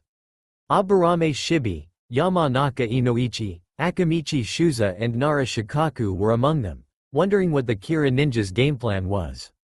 "That's wonderful," an ignorant civilian said, jumping up. "Let's make a treaty immediately." Shadow shook her head. "Not quite yet. Many of you know this, but my student Naruto is advancing quickly through the ranks. Before I agree to any kind of pact, I need Konohagakure's words that no ninja or missing ninja hired by the Leaf will attack him." The civilians grumbled, but Shikaku and the rest of the ninja agreed immediately. "I would like to see your student sometime, Shadow-san, to see how much he's grown." The obvious lead-in caused Shadow to grin a sinister smile. The ninja in the council knew immediately what was about to happen and took a step back. "Do we have an agreement, civilian council?" Himura nodded and Kaharu and Danzo also agreed. "Then let's test it. Naru, remove your mask." The civilians backed up as Naruto removed his fox mask and turned to face the council. Almost immediately, the council began protesting his ability to remain in the Leaf. Shadow grinned and turned to Tsunade. The ninjas watched with horror, knowing they could not stop this council member from declaring war with the full support of the Karikage. "At this point, we have two options." Tsunade nodded warily. 1. I can declare war immediately for violating an agreement, written or not written. Or 2. I can kill those who just spoke against my student and try again. The option is yours, Hokage-sama. Tsunade almost immediately chose the second option and the three Amazon began the massacre. Few of the Leaf NNJA tried to interfere and those that did died in the slaughter. Danzo was spared simply because he hadn't voiced his disgust, to Shadow's dismay. Kaharu and Himura on the other hand, were among the civilian casualties. War is unpleasant. For everyone, this option was ideal. As long as you are the Hokage, light will not attack. However, the instant one person makes a wrong move, Shadow glared at Danzo, light will declare war on the Leaf and the Leaf will fall at the combined onslaught of light, rock and cloud. With that, I bid you goodbye. Naru, replace your mask. You and Raven have Genin teams to look after. I'm headed off. See ya. Shadow disappeared and Naruto obeyed her command and replaced his mask before he said his goodbyes and left. The remaining council members, almost all shinobi, looked at the scene in distaste. It needed to be done. Hiyashi stated boldly and Inuzuka Sume agreed, along with most of the council. A few remained silent but knew better than to speak up now. Shadow had shown her legendary sadistic side, and would do so again. Naruto was her student, and she was very protective of him. That was fun, Naruto said, walking calmly beside his teammate. I bet, if you wanted back in Konoha, the council would reinstate you, since most of the council are shinobis again. Naruto stopped and stared at Itachi, silently sending the message, "Are you crazy?" Itachi just shrugged and kept watching, and Naruto caught back up. How's your team doing? Naruto asked, his eyes on the Hokage monument. Itachi followed his gaze and placed a hand on Fox's shoulder. Fox smiled and Itachi nodded, guessing at the expression behind the mask. My team will crush yours. They excel at genjutsu, especially Aurora. Iida has skill in ninjutsu and Hitari will be a taijutsu mistress very soon. Naruto snickered slightly at the challenge. Itachi may not have the typical Uchiha arrogance, he did have the competitive spirit. I'll take you up on that. Itachi and Naruto headed to the hotel where the two teams waited with Neji and Shikamaru. The girl waiting inside, however, surprised Naruto and Itachi. Hyuga Hinata had changed, a lot. Her stutter was gone and she talked with confidence. She clearly broke out of her shell, and when the two entered, Hinata smiled at Naruto and his partner. Hello, Fox-kun. Naruto grinned at Hinata and glanced at his partner. Go, I'll take care of the broads. Naruto smiled and gestured for Hinata to follow him. Neji and Shikamaru glanced at each other and decided together to wait with the 6-8-year-old ninjas. It's still stunning up here, Naruto said, standing on the fourth Hokage's head, his father's head. Hinata smiled, her hair blowing softly in the wind and her pupil-less eyes sparkling with emotion. When I found out, I was furious. Hinata said, eyes on her former flame. I wanted to go with you, or at least say goodbye, but the Amazon ninja and the Karikage left before I could ask. Most of the Konoha 12 had similar feelings. Kiba and Lee both wanted to bash the heads of the council members in. Shino yelled when he found out. Shikamaru blamed himself and wouldn't come out, and Choji started training harder and longer and nearly killed himself. 10-10 threatened the council with her weapons. Guy, Asuma and Kurenai, well, they didn't take it well. The only three that didn't care were Yamanaka, Haruno and Hitaki. Yamanaka eventually got better, but it took Shikamaru losing his temper with her and yelling before she got it. Hitaki and Haruno only cared about the Uchiha. Asuma punched Hitaki after Hitaki went off on you. But Sakura got it the worst. After Haruno's mom died during the council meeting, she went around the village and told everyone you were gone. Anko heard her and the aftermath wasn't pretty. To this day, if Banshee sees a snake, she runs the other way. Naruto smiled slightly, still looking out over the village. His face was covered, but Hinata activated her Byakugan so she could see him. Hinata-chan, you change. The words caused Hinata to smile. I had to. The day you were banished I realized that I was truly weak and it sickened me. I was furious that there wasn't anything I could do to help you, and so I started to train. Neji ni and Hokage-sama were great helps, and I've become a great medic nin and combat nin, and in certain aspects of the gentle fist style, I've surpassed Neji ni. Naruto nodded. How's Kiba? Hinata stopped talking and looked at Naruto before blushing. You noticed? Yeah, Raven and I walked past as you and Kiba were on a date. He made the observation that you looked cute together, and I agree. Hinata smiled. We're engaged, Hinata said, eyes on her former crush. He asked for father's blessing and father granted it. Congratulations. The response caused Hinata to grin before lowering her head to the ground. The two of them hadn't really talked before, and now that Naruto hadn't been here for years, Hinata didn't know how to act around him. I loved you. The words flew out and Hinata covered her mouth. Naruto didn't turn but laughed. I know. The response made Hinata turn a brighter crimson. You were a friend to me. But all I could think about then was Sakura this and Sakura that. Besides, you have Kiba now. And I live somewhere different, worlds away. You're happy, Hinata-chan? Hinata closed her eyes and nodded, and Naruto grinned under his mask. And you love Kiba, don't you? Again, Hinata nodded. Then I wish you both happiness. Hope you like dog breath. The joke caused Hinata to hit him and laugh, and the two started to talk about their lives.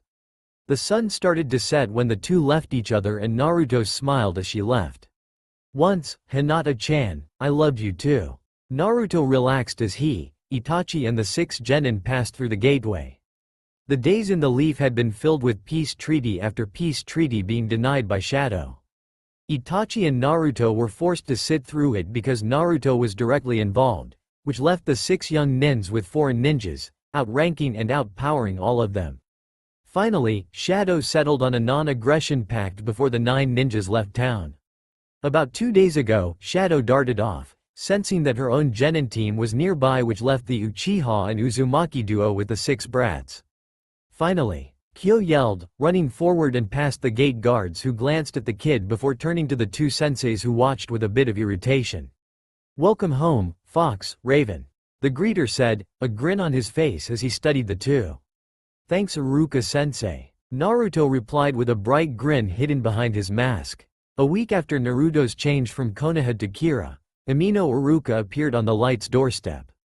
Guards, furious with the fact that a Konoha shinobi dared enter their land, took him straight to Serenity, who happened to be with the newly instated Naruto.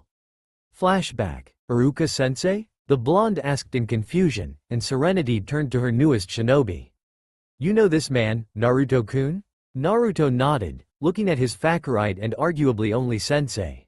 Yeah, he's Amino Iruka from Konoha. He was my sensei at the academy and he taught me some awesome things.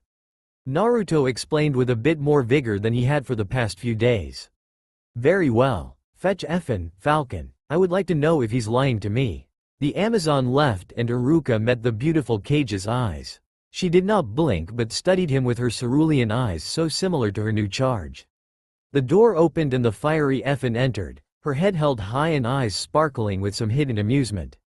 Speak, Amino Iruka, and understand that if you lie, you will not enjoy the punishment. Iruka nodded before talking. Tsunade-sama came to me and told me of the council's decision to banish Naruto. At first, I thought she was testing me, but she denied it and told me that Naruto really was gone. So, I asked who she said with you. See, even banished ninjas from Konoha have the right to take one other fellow ninja with them, if that person agrees. She told me that the council didn't give you the option. And so, I asked her if I could go with you as that person and she said yes, and so here I am. Effini nodded. He wasn't lying to them. Very well, Amino Iruka-san. I will inform Tsunade of your change in status. You will have the traditional Amazon guard and probationary. You try to betray us, you will regret it. And so, Amino Iruka became a chunin for the Light Village. End flashback. Itachi and Naruto dismissed the teams before talking to the familiar guard about foreign affairs that they missed on their journey back. Rock and Cloud made their first attack against Sand, which surprised everyone. The chunin began, running a hand on his scar. The cage was in the leaf and so I guess the invading forces thought it'd be an easy win. They were wrong and they were driven out with heavy losses and started a war with a village that would have been neutral. Naruto and Itachi continued talking about the implications when a familiar Amazon appeared. We've been summoned, Panther said before turning and heading towards the tower. The two Amazon followed after a promise between Naruto and Iruka to catch up. Serenity waited at the tower, reclining against her desk and staring out the window. Fox, Raven, Panther. You three have a mission and your genin teams will be under Destiny, Aura and Effin until you return. Itachi and Naruto looked at each other worriedly. Otto has issued a request for an alliance. Let them down gently that we will absolutely remain neutral in this war, which means no alliances. We've already cut the one with Suna, though we kept a non-aggression pact and will send supplies upon request. While that is unusual, the Cage understood our position. The 5 great nations will undoubtedly begin the next great ninja war and I want no part. Inform the Otokage that you, Shadow, are my voice. I will send a message confirming that. Uchiha, make absolutely certain not to reveal your face on Otto's land. Orochimaru can be reasonable when it suits him. Your brother, on the other hand, cannot. You have 2 weeks. Go. The ninjas nodded and took off, Shadow taking point and Naruto and Itachi flanking her. The journey would not be fun, they all mused. Shadow and Itachi glacked at the unusually silent fox that ran beside them. Shadow stopped after an hour's worth of silence and turned to her student. Uchiha Sasuke is Orochimaru's apprentice. Itachi and Naruto stared at her, though the masks covered up the "no duh" expression that Naruto wore. Why Serenity-sama elected Descendus is beyond me because of that fact. Itachi is his brother. He's the reason Naruto got banished and I frankly hate him. Still, the Karikage gave us a job. We may hate it, but it's our mission. Don't lose your temper, Naru, and don't go soft 'cause of the blood you share. Remember, the kid is an enemy. All other nations are enemies right now. Now, let's go. We've got a diplomatic mission to do. Naruto and Itachi nodded and followed her, though they both were thinking over her words. Sasuke-kun, Kabuto, you will accompany me to the meeting between the Amazon Ninja of the Light. Sasuke sneered but agreed and Kabuto nodded. Together, the three of them headed towards the pre-arranged meeting zone. 3 ninja waited, all hidden behind traditional Amazon masks. Fox, Orochimaru noted, fidgeted more than the other two. Raven seemed completely formal and ready, whereas Panther remained relaxed. None of them had a hint of fear. Orochimaru dono. Shadow greeted, stepping forward and removing her mask. The other two remained behind her. Shadow-san, I was not expecting one of the council. He replied, some of his words slurring together. The Karikage would hardly disrespect another Kage, no matter how small the village, by not sending one of her best. Shadow replied, watching the snake's hands tighten. Sasuke stepped forward and out of the shadows that he hid in. I am Uchiha Sasuke. He greeted, eyes not leaving her emerald ones. Shadow. The girl replied, a small smirk dancing on her lips. After training the elder Uchiha, she could read this boy like a book. Naruto stirred slightly behind his sensei and Itachi sent a quick message. You were right. His arrogance will be his downfall. What is your Kage's decision, Shadow-chan? Shadow narrowed at the familiarity but let it go. No. Kira will remain neutral and will not take a part in the war or risk taking a part in the war with nations that could join. Therefore, we will create no new alliances and cut all old ones so we can remain completely neutral. Orochimaru sneered at the girl in front of him. Is your leader so afraid to take part in the war that she will risk any connection with outside villages? And what of your so-called alliance with Suna? Shadow hissed at the insult and both Amazon tensed, ready to fight. For your first question, Serenity-sama is no coward. She simply has no interest in making foolish enemies when none need to be made. And as for the second question, we will send weapons and nothing more. The Case Cage has accepted this and it will not affect our relationship in the future. Do not be presumptuous, Oro-chan, and assume that because of our stance, Light is weak. Rather, our stance makes us strong and wise. Getting involved in the next ninja war will only create enemies that need not exist. Kabuto narrowed his eyes and Orochimaru licked his lips. Sasuke prepared to fight. May I give your Kage a message? Orochimaru asked. Shadow made a hand signal and Itachi and Naruto slipped into fighting position. Certainly. Orochimaru slipped into a crouch. Saying no has its consequences. He launched himself at the black-haired Kunoichi and Shadow flipped back avoiding the attack. Kabuto and Sasuke both jumped forward, the medic charging Itachi and the Sharingan user charging Naruto, who grinned at the chance for a rematch.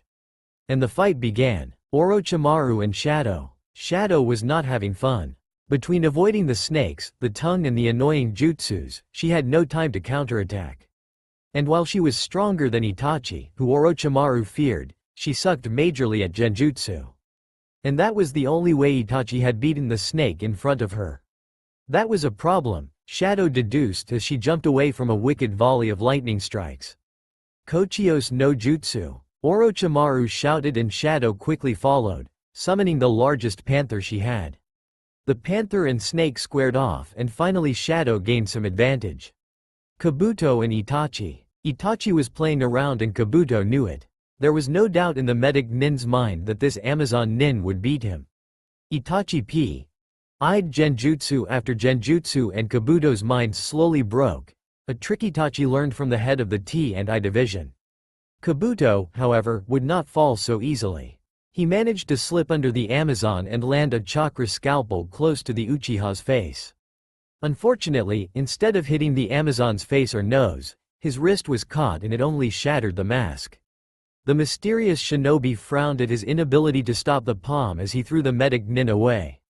The pailles of his mask fell to the ground and Kabuto froze at the face of Orochimaru's enemy.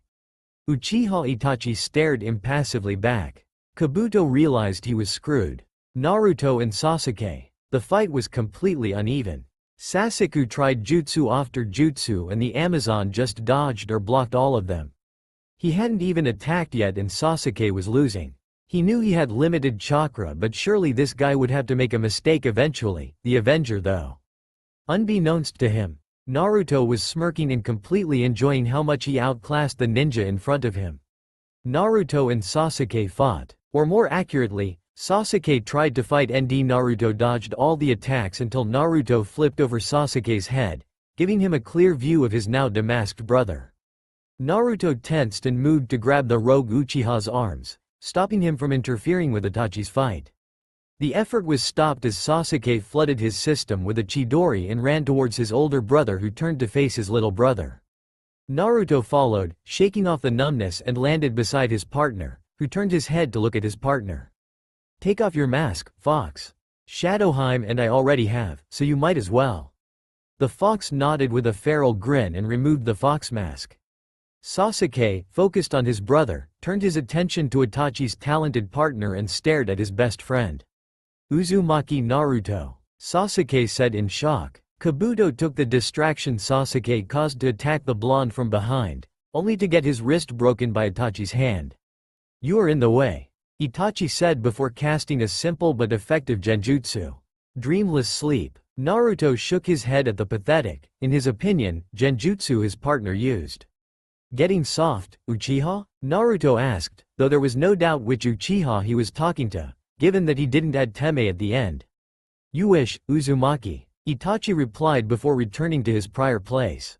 Naruto smirked. "We need him alive, Naru, so don't go crazy. I will aid Shadowheim. We will talk soon, foolish little brother."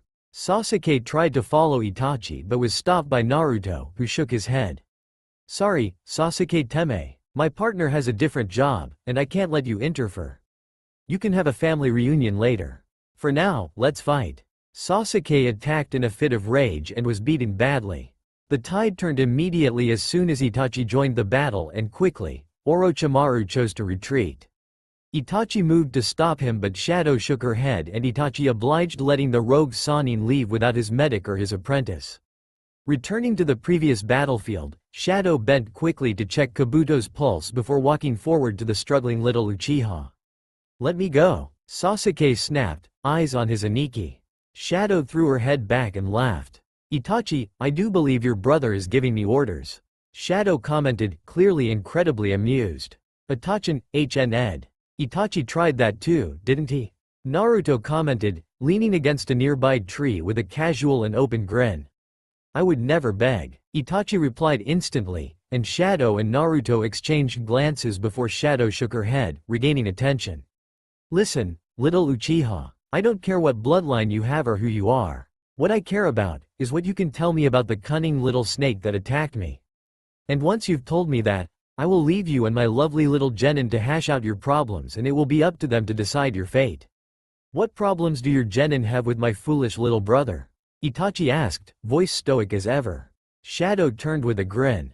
"My current team are my little students. You and Itachi are the only people I will ever call my little Genin." "Good try though, Ida. I'll give you that." Sasuke struggled again before giving up and settling on a glare, switching between the members of the three-man team. "Ida, you want to get him to talk, or should we take him home first?" Itachi chose the second option. Naruto hefted his former teammate on his shoulder and Itachi did the same with the U-conscious Kabuto and the three disappeared, leaving no trace but the damaged field that Shadow and the Otokage had fought in. Sasuke and Kabuto were tied down and gagged and sitting in Serenity's office. Shadow had long since abandoned the Amazon team for her new Genin team, though, in her words, "They are nowhere near as fun as you two were." Itachi and Naruto just shook their heads and now they flanked the cage, both relaxed but alert. "Karikage-sama," Effin said, leaning against the wall. "What would you like, my lady?" she said, a savage grin on her face. "Acquaint yourself with these two but do not injure them permanently. Make certain you do not touch Uchiha Sasuke's eyes. Shadow sealed them but it is a temporary seal and therefore easily broken." Don't risk it. Effin pouted slightly before glancing at the team. Hi. Whatever you desire, Karikage-sama. Serenity also glanced at the ninja beside her and smiled. Fox, Raven, Naruto and Itachi turned. I will grant any requests either of you have, given that both Kabuto and Sasuke have attacked you both at least once. Effini, we start now. Effini nodded and smirked at Sasuke and Kabuto. Serenity shifted her attention to the two captives, and her eyes flicked over Sasuke and rested on Kabuto's. Undo his gag. Serenity commanded and Itachi moved behind him, obeying immediately. Effin, tell me if he lies. The redhead nodded. What is your position in Orochimaru's army? Serenity asked, eyes on his medic. True. Serenity smiled encouragingly. Why do you serve him? Kabuto hesitated, eyes on Orochimaru's apprentice and future host, and then turned to the girl that could tell truth from lies. It was her family's Gekkei Genkei, and that made her extremely effective interrogation. Finally, he decided to speak. The curse mark binds me to him. True. Serenity raised an eyebrow and glanced at Itachi standing behind the prisoner. Where do your loyalties lie then, Yakushi-kun? Kabuto again glanced at Sasuke, who glared back, silently ordering him not to answer. Kabuto sighed and turned back to the Karikage, who was watching. With no one. True. Effin turned to Serenity, awaiting her orders. Itachi and Naruto both moved forward to converse quietly with the Karikage. Raven, send a summons to fetch Shadow-chan. She will remove Yakushi-kun's curse mark. Itachi nodded and obeyed as Serenity turned back to Yakushi Kabuto and debated before speaking. I cannot speak definitively without my council's approval. However, I am willing to say that with their consent, I will be willing to temporarily place you as a chunin. Most likely, you are Junin rank, however, I hesitate to give you any rank that would indicate you as an elite before you've proven yourself to me and my council. This is of course, only one option, Yakushi-kun. Though I believe it is the best option I can give. Itachi and Naruto did not react, but Sasuke tried to say something and Serenity made a hand sign. Shifting slightly from his position behind Kabuto, Itachi grabbed his brother's hair and pulled his head back. Learn some respect, foolish little brother. Itachi said monotonously before shoving his head down painfully. Serenity turned back to Kabuto. What say you? Kabuto glanced at Orochimaru's apprentice before speaking. It sounds appealing, Karikage-sama. However, if Orochimaru-sama found out, he would surely target you and retrieve myself and his apprentice. Serenity smiled gently. Orochimaru fears Itachi-kun. That should not be a problem. Serenity replied, glancing briefly at Shadow's team. Then I would like the chance, Karikage-sama.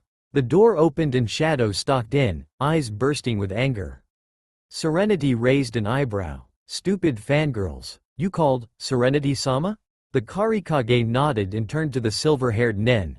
Can you remove the curse mark? Shadow sighed but knelt at the bound ninja's side and pumped chakra into her hands. For now, I'll put a generic seal on it. It'll take me a while to perfect a counter seam and remove it completely, but right now, I can take out the power that it generates and the influence of Orochimaru. Shadow said, after examining the seal completely. If I offered Yakushi-sen a place in our ninja ranks, Shadow-chan, what would you say? Serenity asked the distracted nin, curious as to her response. Will he harm either of my teams or any other of our ninjas? Shadow asked, perfecting the seal on Kabuto's neck. Serenity looked at the foreign ninja for an answer. Not unless they hurt me first, Shadow-sama. Was the pained reply. The sealing was not pleasant and both Serenity and Shadow were impressed by his healing ability. Kabuto figured he'd explain it to them later. For now, he focused on not showing that he was in too much pain. Then I'm cool with it. I'll ask the other member of the council if you want, though all we need is Angel's support and she obeys you like she's a dog. No offense to her or anything. Serenity laughed and nodded. Welcome to the ranks, Yakushi Kabuto. Understand that if you betray myself or light in any way, Effin will get to have fun and kill you. Comprehending that, I wish you the best of luck. Once you've recovered, please come here so I may inform you of your duties. Naturally, you will remain under Amazon guard for a month. Other than that, you will have all the privileges of Akira Chunin. Gecko. The command echoed and an Amazon shifted out of the wall that he had been hiding in. Take Yakushi-san to the hospital once the sealing is done. The Amazon nodded and slipped behind Kabuto, removing the blondes easily as Shadow made the final touches. Sasuke glared openly at his former comrade and part-time sensei, furious at the betrayal. Itachi and Naruto shared a quick look and Itachi sighed from his position behind his brother. At the exit of Gekko and Kabuto, Serenity turned to the Uchiha brothers. "Raven, this is your brother, nay?" Itachi nodded once and Serenity smiled sadly. "Does he know the entire truth?" Itachi shook his head negatively. "Will you tell him?" Again, Itachi shook his head no. "Explain. My foolish little brother has made choices I cannot condone, and while I know the reasons behind them, he is utterly and completely weak. He cannot handle the truth." Shadow laughed from her place on the floor after she had fallen from the ceiling process. She was no master and it exhausted her. "Do you agree with your student's assessment, Shadow-chan?" Shadow nodded with a grin. Serenity asked Naruto, who also nodded. "Then that is that. Next, for your punishment. Itachi, remove his gag." The elder Uchiha removed the gag and dropped it on the ground. "Effin," the girl understood the message and nodded with a smirk. "What is your position in Orochimaru's village?" "Apprentice to Orochimaru." Effin grinned and nodded as Naruto made a cruel smirk under his mask and opened his mouth. "Don't forget future vessel, Uchiha. That is a real honor." The sarcasm caused Serenity to laugh and the rest in the room held varying signs of amusement. Naruto had good reason to hate the boy in front of him. "Why do you follow Orochimaru?" Serenity asked, controlling herself. "He has power. I need it." Itachi narrowed his eyes and glared with open distaste at his blood brother. "Why, Sasuke-kun, is the Sharingan not enough for you?" Sasuke sneered at the cage in front of him, thinking her as weak. "You wouldn't understand, girl." Sasuke hissed, earning 2 indignant glares and a soft smile from Serenity. "Try me." The response sounded like a request, but the shinobi in the room save Sasuke understood it as an order. "To kill my brother." Naruto barked out a laugh and Shadow and Effin both snickered. Itachi just glanced down indifferently. "Then you have already failed, Uchiha-san. Itachi is beyond your capability to kill. After all, how can a traitor match a prodigy taught by one of my very best? Give up. That is the only way you will survive the night." Sasuke snarled and activated his curse seal, effectively breaking the seal. The unexpected activation forced the older Uchiha brother to jump back. "What do you know, you?" Shadow launched forward and hit 4 kunais right on target, cutting off the insult about to come. Serenity sighed and made a hand sign, activating seals that prevented chakra from forming and stopped the activation. "I know a lot more than you think, Sasuke. Including the reason why your brother acted as he did. You are truly a fool and your price for attacking me is death.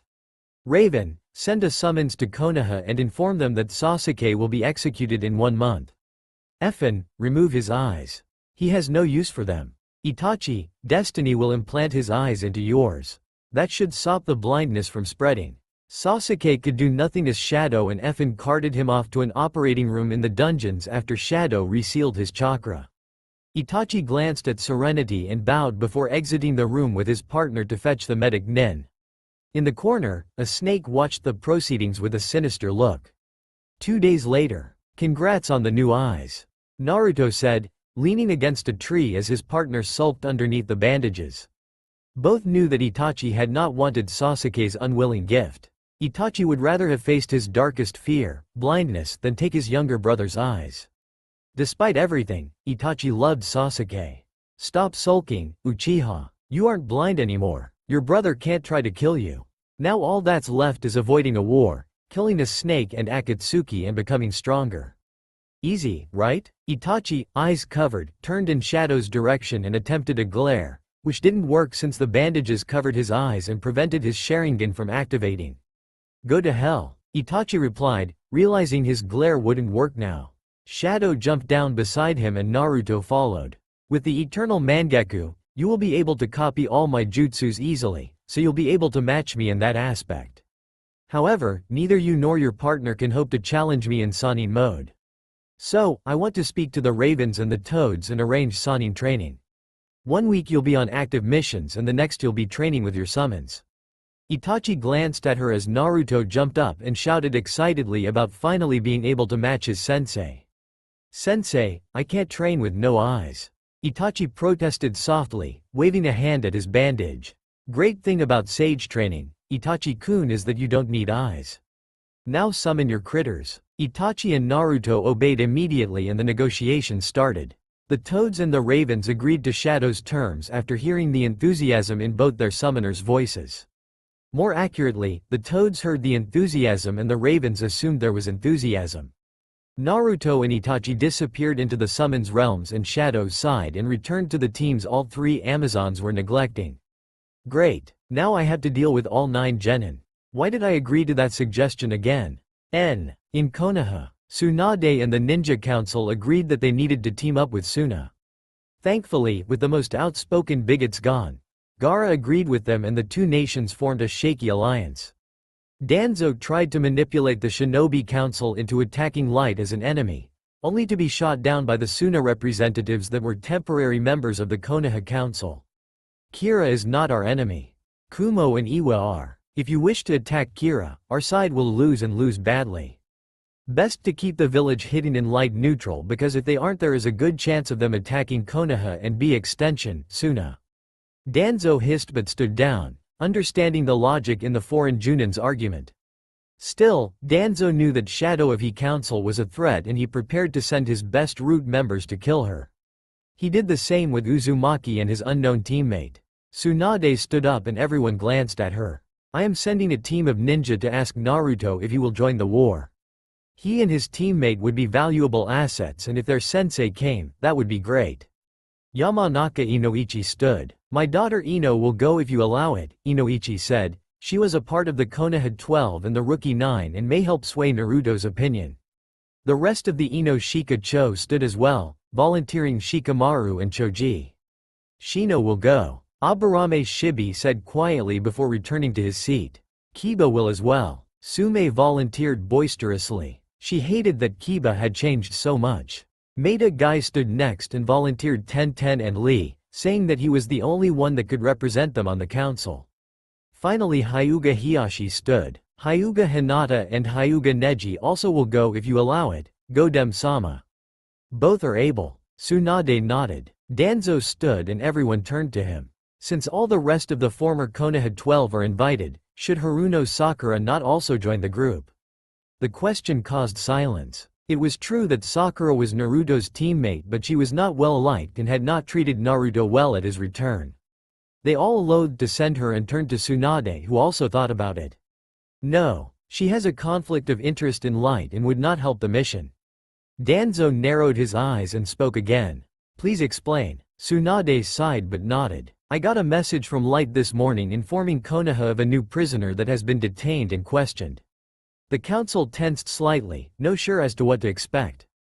Uchiha Sasuke along with Orochimaru and Kabuto attacked Shadowheim's team after Shadow delivered the news of Karikage Dono's refusal to ally themselves with Oto Kagure.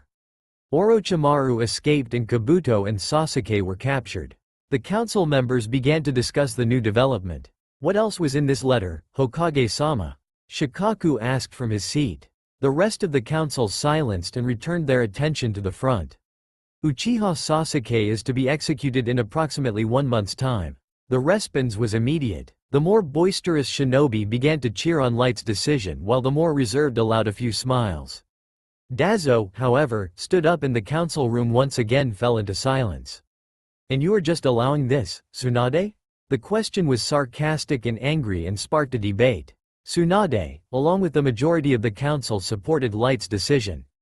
Danzo and his side argued that another village executing Konoha's missing nin made Konoha look weak. The Suna ninja watched in disbelief and the messenger Raven, sitting on a ledge, finally jumped down into the middle of the floor and squawked loudly. My master wished me to inform you of Uchiha Sasuke's imminent death.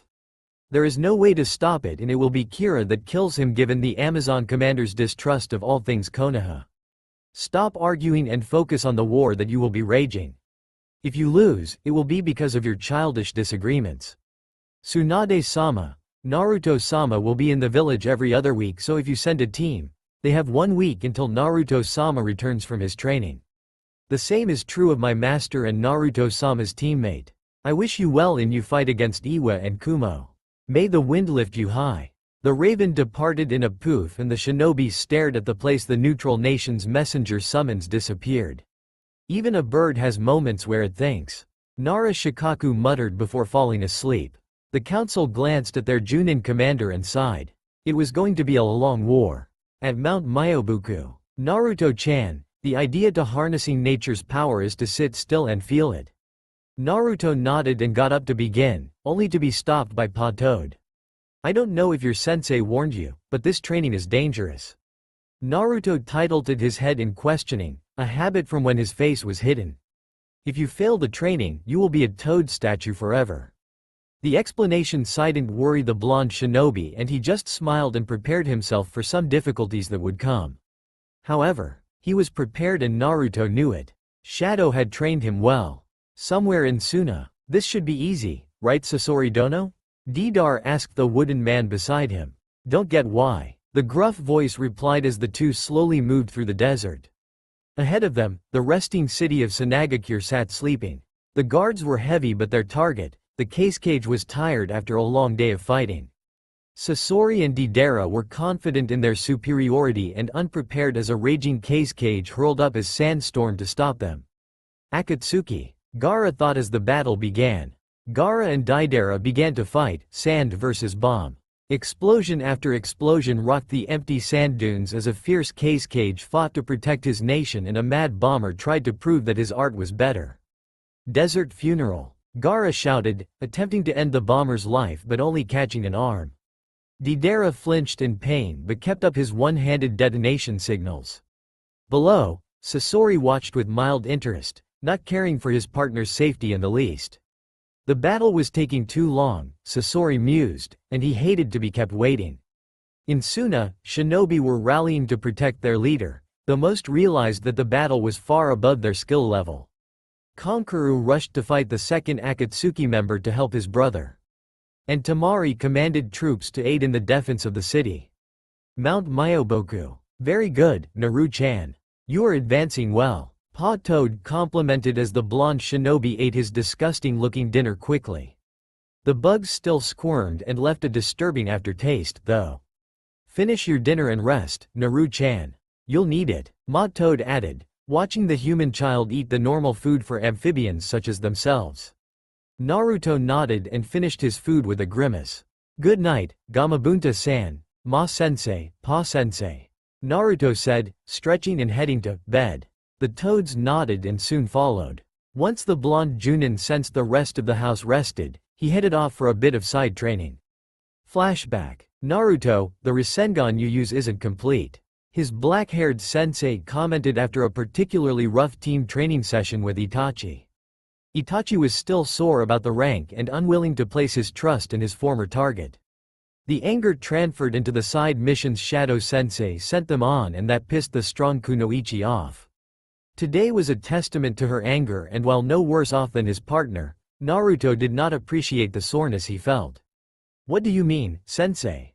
Ero Sennin said that I had the Rasengan down and I'm getting quicker at forming it. The Kunoichi nodded. Hi, you have the fourth Hokage's Rasengan down perfectly. However, that jutsu was never completed by the fourth. I don't know the details. Only Jiraiya of the Sannin and maybe copycat Kakashi know the intended results. All I do know is that just you isn't finished. When I give you and the Uchiha time off to train independently, after you two learn what teamwork is, you might mess around with it. I'll trust you not to kill yourself doing it, okay? Naruto nodded, lost in thought as to how he could improve the Rasengan. His apprenticeship under Shadow greatly increased his knowledge and ability to create strategies, and while he wasn't a genius like Shikamaru or Itachi, he was fairly intelligent. Any suggestions, sensei? Naruto asked. Not really. The Rasengan is the perfect shape transformation. The only thing it could possibly use is to combine it with your wind, but that would be nigh on impossible. Shadow mused distractedly. Indicating interest, the sensei agreed to hone his abilities with wind manipulation, describing its assets in a battle situation. Shadow had forbidden him from perfecting the Rasengan alone after the first training attempt because of the danger involved. End flashback. The wind caused problems in the clones that Naruto used, after his sensei taught him the true use of shadow clones, kept dispersing. Naruto tried to figure it out when he heard a voice behind him. "Hey Gaki, I heard you were here." The toad sage called down from his position in a tree. Naruto glanced up at his former master and winced. Jiraiya would no doubt tell Shadow of his secret training. The sage bounced down and landed on his feet. Jiraiya and Naruto, since contact was severed after Naruto's banishment, had only met twice. The first time, the sage had been spotted leaving Konoha in a rage and was headed to Light, and Shadow and her team, unmasked, met him. The meeting cemented that Jiraiya would continue his spy network for Konoha but would travel the world instead of fighting for them. This was after Jiraiya insisted Shadow allow him to continue his training with Naruto and caused an impressive argument.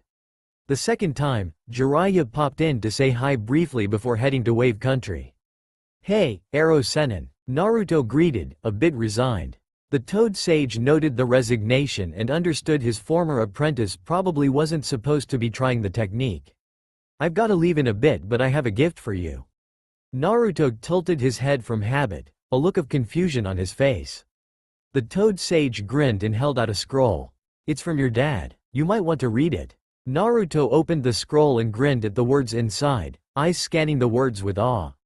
This was gonna be awesome. In Sanakagur, Gaara fell from the sky. Deidara's final attack nearly destroyed Suna, and Gaara made the only choice he could. Protecting his nation as he always had, the case cage stopped the giant bomb from leveling his city, depleting his chakra reserves completely. Sasori, done with the other puppet user, joined his partner and both left. The city was in disarray, uncertain as to how to proceed. Light and Leaf were closest. One shinobi noted urgently, and two of the fastest messenger birds were sent out with requests for aid. The village could only hope that their two former allies would heed the request. 2 days later in Konoha, Shikamaru ordered his team of 8 to prepare to depart just as Kakashi, Sakura and Guy stopped them and ordered a change in plans. "Gaara-sama has been taken. We are to retrieve him. Any questions will be answered on the way to Suna." The team nodded and departed with urgency, Guy and Lee leading the way. In Kira, Serenity stared at the message before dispatching the 2 summons that sat in her office. The Raven and the Toad immediately fetched the summoners as she sent a message for Shadow and Kabuto. Kabuto had proven himself an excellent medic, and given her best medic was on a mission, he was her next choice. Naruto and Itachi appeared at the same time her trusted councilwoman and the new medic did, and she informed them of the mission. "The Akatsuki has the case cage. Retrieve him alive." All 4 nodded and Shadow immediately took charge. "Since Abyss isn't Amazon, we will only have masks in case of outside contact. Tachi, Naru, you 2 head immediately for Suna." The 2 nodded and darted off, obeying the command immediately. "Does the message say who attacked, Serenity-sama?" The cage nodded. The information caused Kabuto's head to jerk up. Shadow noticed and ordered him to explain. "I've met Sasori before, and I have an antidote for the poison in my medical supplies in case Orochimaru-sama ever had to face Sasori in a fight. I've got 5 doses, but that's it." Serenity nodded and ordered him to fetch the seals and for the 2 to follow their teammates. Naruto and Itachi moved fast and would not rest. It would be hard for them to catch up if they waited much longer. "Let's go, Yakushi." The 2 headed out immediately, prepared for the fight. With Naruto and Itachi, Naruto pushed his already exhausted body to the limit. Furious with himself for not mastering the Hirishin scroll gifted to him by Jiraiya, Naruto knew he had a disadvantage. Itachi informed him of the team's abilities. Sasori was a puppeteer, which was great for Naruto because he could counter with shadow clones. Deidara was a mad bomber, Itachi's target, the Uchiha thought silently. He had no issue beating him before, and while he doubted Deidara would make the same mistake twice, all he needed was the briefest of eye contact and the fight would be over. The team sped on, aware that Kabuto and Shadow likely would catch up after they already reached Suna, but that was not their problem. Unexpectedly, Itachi sensed 12 chakra signatures headed from Konoha in the same direction and suggested that they wait for them. Naruto nodded and slipped beside his partner and placed on his mask, which he always carried. Itachi imitated the movement and the Amazon stalked the newest arrivals. "Why are we helping Suna again? They tore up the alliance after we banished the demon." Haruno Sakura ignored the glares her newest teammates sent her and focused on Kakashi. Suna needs our help and will owe us a favor. Kakashi replied bluntly. The two light nin dropped in front of the group at Itachi's signal. Hinata, Neji and Shikamaru halted the attack as quickly as possible, preventing the confrontation. The three knew who was in front of them and informed the others they had no hostile intent. Hyuga-san, Nara-san, Hitohami-san, Lee-san, Gai-san. Naruto greeted formally, leaving his partner on threat watch duty. Fox-san, may I inquire as to why you stopped us? Neji asked, stepping forward before the other Junins could. Hi, Raven and I are on a mission from Sanagakure to rescue the case cage.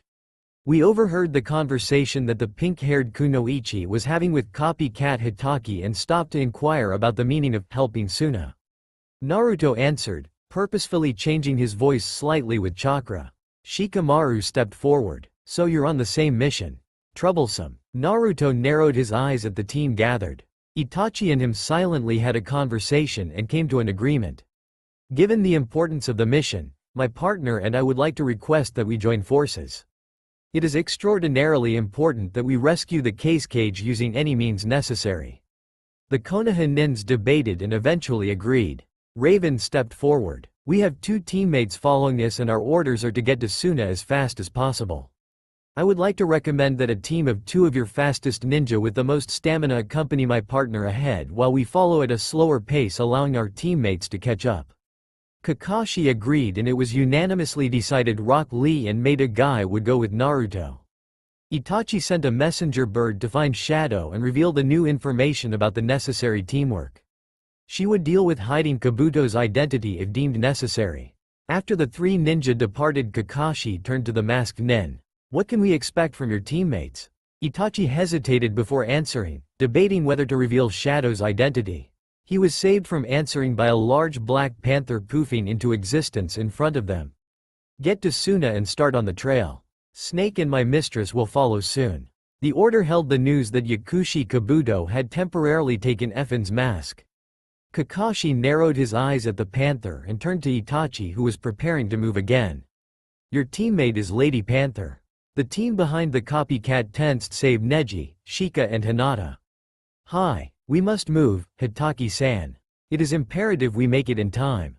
Kakashi nodded and the team took off again, though the former squad leader of Team 7 was much less enthusiastic about the partnership. The questions asked about the team following were easily parried by Itachi, who stubbornly refused to answer. Ahead, Naruto, Lee and Guy were easily breaking records. Lee and Guy had long since removed the training weights and pushed themselves to keep up with the foreign ninja. The silence was broken by an occasional twig snapping, but the speed stopped either energetic green-clad ninja from speaking. It would only take precious air. Nin. 2 days later, Naruto and his temporary team entered the sandy village and were greeted by anxious Suna ninjas, telling the story of what happened. Naruto listened carefully to the detailed report, silently glad that it was only the two ninja already known. Deidara and Sasori were manageable. Guy and Lee watched the masked nin speak calmly with the informant, thanking them for the info, and turned to the Junin and Chunin ninja. I will send a summons back to partner and to lead them to the base. Fortunately, both myself and my partner as well as the backup team know exactly what we are facing, given that we've all encountered at least two current or former members of Akatsuki. Guy and Lee immediately asked questions and Naruto answered vaguely. Fox-san, what is the situation? Neji asked, dropping down with Itachi slightly behind him. The rest of the team waited back a ways, still uncomfortable with the joint mission. Our opponents are Deidara and Sasori, which we already knew. No other members were seen. According to the location, we believe they are headed to a base on the edge of the Land of Fire. My summons are already searching for the chakra's signature of the case cage. Itachi nodded and Kakashi stepped forward to join in the conference. My ninkin are also searching and have found a faint trace. Kakashi said, and the fox ninja nodded, and the two prepared to move out just as a team of two other masked ninja dropped down, putting the team on guard. Snakes aren't deadly if you take away the fangs, Shadow said, and Itachi nodded, introducing Kabuto and her to the leaf ninja. A team of sand ninja approached, Tamari in the lead. The elder Chiyo and Gaara's apprentice Matsuri accompanied the group, as well as the Sand siblings' former sensei Baki. We will join you, the Sand elder announced, voice cracked with age. Shadow nodded, agreeing wholeheartedly that Sand should protect their leader. Alright, listen up, Shadow called, eyes on the foreboding signatures approaching. Itachi explained quietly that the technique was only 50% of the actual power, but that didn't stop the worry the others felt. Neither of the approaching ninjas seemed easily beaten after all. It was Pain and Toby who approached. The others turned to listen to the Amazon leader. What are you planning? Kakashi asked. The people approaching will be very dangerous. Snake is my medics and I'll need him ahead. Raven and Fox will stay back to dispatch the ninjas blocking the way. The rest of you, split your teams in half. The other ninjas agreed and started dividing up into two groups. Sakura, Hinata, Shikamaru, Shino, Tenten and Ino would advance from the leaf, along with Snake and Panther from light and Elder Chiyo and Matsuri from the sand. While Kakashi, Neji, Choji, Guy, Lee, Kiba, Raven, Fox, Tamari and Baki would dispatch the approaching ninja. The team split as soon as the enemies neared, and despite attempting to stop the group heading for the hideout, the other group's numbers prevented the foreign ninjas from being able to. Pain glared sullenly at the ninjas, not daring to use Shinra Tensei with only 50% of his chakra and only one body. Toby went on about being a good boy, and refused to take his eyes of the pair from light. He seemed fascinated by them, but both Amazon ninja knew better. Toby knew exactly who they were. Chiyo-sama, Kabuto, Shino and Matsuri should take care of Sasori. Shikamaru, Hinata, Ino and Tenten should distract Deidara. Sakura and myself will get the case cage to safety. The team agreed that it was logical, and so they moved towards the hideout entrance, using Hinata's Byakugan to predict several destructive traps set by Deidara with his so-called art.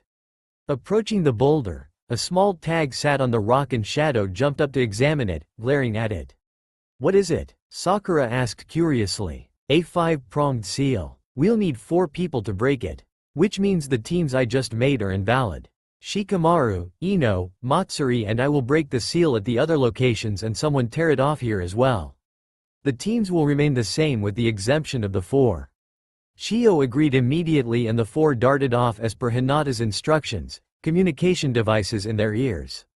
At the count of 3, the 5 seals were removed at the same time, and the retrieval team darted inside to see Gaara trapped in a strange light with glowing figures all around save for the forms of Sasori and Deidara. Pain glared at the incomers but had no choice but to halt the sealing to deal with them. Sakura darted through at a subtle hand sign from Chiyo and grabbed Gaara before the foreign ninjas could react and darted out, pursuers blocked by the others. Quickly, the pink-haired medic checked the case cage's pulse and smirked at the silence. The 10 ninja left to distract the other forms were losing. Itachi and Naruto were the only 2 still unscratched, and that was only because they knew the opponent's battle styles. Kakashi overused his Sharingan and was panting heavily. Neji had done a destructive Kaden and managed to injure Pain, but was hurt badly by Toby who appeared behind him. Finally, Itachi and Naruto agreed to show their true power, despite the fact that it would reveal their identities. Sharingan activate. The battle changed quickly, the duo working flawlessly and eliminating Pain with a distraction by Itachi and a Rasengan formed by Naruto. Toby popped out of existence moments later when Naruto managed a wind-style jutsu designed to cause destruction. The watching ninja from Leaf and Sand stared at the two as they returned to the others. Neji spoke first. Couldn't you have done that earlier? Relief spread through the Leaf ninja as the untrusted Junin greeted the two as friends. Granted, Neji didn't like Itachi, the only Sharingan user not currently on death row, but if Naruto trusted him, so did Neji. Kakashi alone remained away from the 2 foreign ninjas. He couldn't believe his sensei's son would join a traitor and fight with him. Kakashi was disgusted at the thought, but blamed himself more than the blonde. He hadn't exactly done anything to help the boy out. After peeling off the tabs, the 4 ninja faced a genjutsu showing them their worst fear. Shikamaru faced the Sasuke retrieval mission again. Only this time, Naruto was the betrayer and Sasuke chased after him. Sasuke and Shikamaru traded positions, the Uchiha taking to Yuya while he continued on to face the Kagaya and later Naruto himself. At the Valley of the End, Naruto was completely different. His vibrant blue eyes shone with unconcealed hatred and he mocked Shikamaru with what he was, a demon. Everything I did, everything I said was all a lie, Nara. I made you all think that I was fine, but you have no idea. No idea the torments I faced and no idea the hatred I felt. The desire to rip out the throats of every member of the Kami-forsaken village I despise. I hate you, Nara, and everyone else that dared pretend they understood me. I hate you and everyone else that liked my masked self, the happy idiot. I want you all dead. The genius closed his eyes, attempting to erase his fear, trying to think logically. Naruto would never do that. Naruto could never do that. But as much as he tried, Shikamaru couldn't help but think of the possibility that Naruto could have been the traitor. Ino. The day turned to night as Ino faced her former weak self and watched as she clung to the traitor. She watched as Sasuke slit her throat while murmuring things that she'd once dreamed he'd say. Her eyes filled with tears as she watched herself die at the man she once called her true love. A demented Naruto and Sakura watched, eyes on the dead Ino and laughing at her misfortune. Team Guy also arrived, as did Hinata, Kiba and Shino. She watched as her friends one by one turned from her, thanking the Uchiha for killing her, and then left, leaving the blonde on the ground. Shikamaru and Choji came last, approaching Sasuke. Thanks, Sasuke. She was really annoying and she called me fat and told me to eat less. I'm glad she's dead. It saves me from a headache. Choji said, snacking on potato chips and grinning. Yeah, she was troublesome. Thanks, Sasuke. You are not so troublesome after all. Ino burst into tears, unable to escape the image of her without friends. Matsuri. Matsuri watched Gaara die protecting her. She watched as he fought the 4 artisan ninja kill him as he protected her. Her eyes widened as the scene changed into different versions with the same result. In every image, the case cage died and she watched as she could do nothing. The last one was the worst though. The former case cage approached Gaara from behind while he talked with her. Matsuri opened her mouth to warn him but could do nothing. Gaara smiled at Matsuri and opened his mouth. Tell Izumi that I love her. Gaara closed his eyes and Matsuri broke. Shadow. The past was often worse than the future, Shadow mused, as she watched her 7-year-old self kneel in front of her uncle and try to plead her case. There was blood everywhere and the incriminating blade hadn't left the child's hands. Around her younger self, bodies missing limbs scattered the floor, expressions of infinite pain etched forever on their faces. I didn't, uncle, I swear. The girl begged and Shadow shook her head at her own naiveness. The pain of the past didn't escape her and she watched as her father approached, faked shock on his face as he took in the scene. The elite bodyguards stood idly by, watching as the child was sentenced to banishment. Her father pushed for death but her uncle struck him down. Shadow closed her eyes, trying to block out the argument the two had over whether she should live. Attempting to block out her father's words didn't work and Shadow listened to the words she feared the most from him. You disappointed me, child. I wish you were dead and if I could, I would kill you myself. Her former self burst into tears and Shadow stared impassively at the scene, trying to block out her own pain.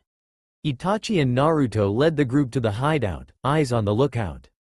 Pakun stopped and informed the team of assorted shinobi that Sakura had the case cage and that 4 assorted ninjas were currently trapped in a genjutsu. Naruto immediately turned to his former sensei and current teammate. You guys go help the other 4. I'm gonna go to Gaara. The blonde darted off, leaving no room for argument. Itachi turned to the others and sighed. I will aid my sensei. Temari should help Matsuri-san and Choji and Kiba should help Shikamaru and Ino respectively. The rest should probably go to the battle area. Even with the numbers we have, I have a feeling our teams will struggle immensely. The group agreed and split again, going towards their assigned area. Shikamaru. Naruto as a demon was troublesome. Shikamaru, as much as he tried to predict his friend's action, the number 1 unpredictable ninja foiled his plan. His clothes were burned and his chakra was exhausted, and despite knowing that it was an illusion, Shikamaru felt helpless at knowing how Naruto could have turned out. The fire emitted from the Kyuubi Naruto figure burned his clothes and he hissed in pain. Finally, the fox got tired of playing and pinned the lazy nin down by his claws. Troublesome, Shikamaru thought sadly, silently sending apologies to Choji, Ino and his parents. He knew that this genjutsu would kill him. Of that, there was no doubt. And so, as the fox bent down to rip out his neck, Shikamaru closed his eyes, expecting death. Instead, a steady stream of chakra woke him up and the ninja opened his eyes to stare at Choji. The smile Shika sent to his friend said thanks before the exhausted shinobi collapsed into the Akamichi's arms. The redhead sighed and sat, allowing the pineapple-haired ninja to sleep on his shoulder. Ino, the blonde Yamanaka, prepared to watch herself die again by the hands of Sasuke. As time passed, the deaths became more brutal, more savage, more personal. The cuts on her other self went shallower, meant to cause pain but not kill. Ino flinched at the sight, closing her eyes and attempting to ignore her own screams and Sasuke's laugh. Naruto and Sakura began to join in the torture, Sakura holding her former self back with her newly acquired massive strength that Tsunade reluctantly taught her. Naruto joined Sasuke in making the cuts. The scene started over with a new Ino.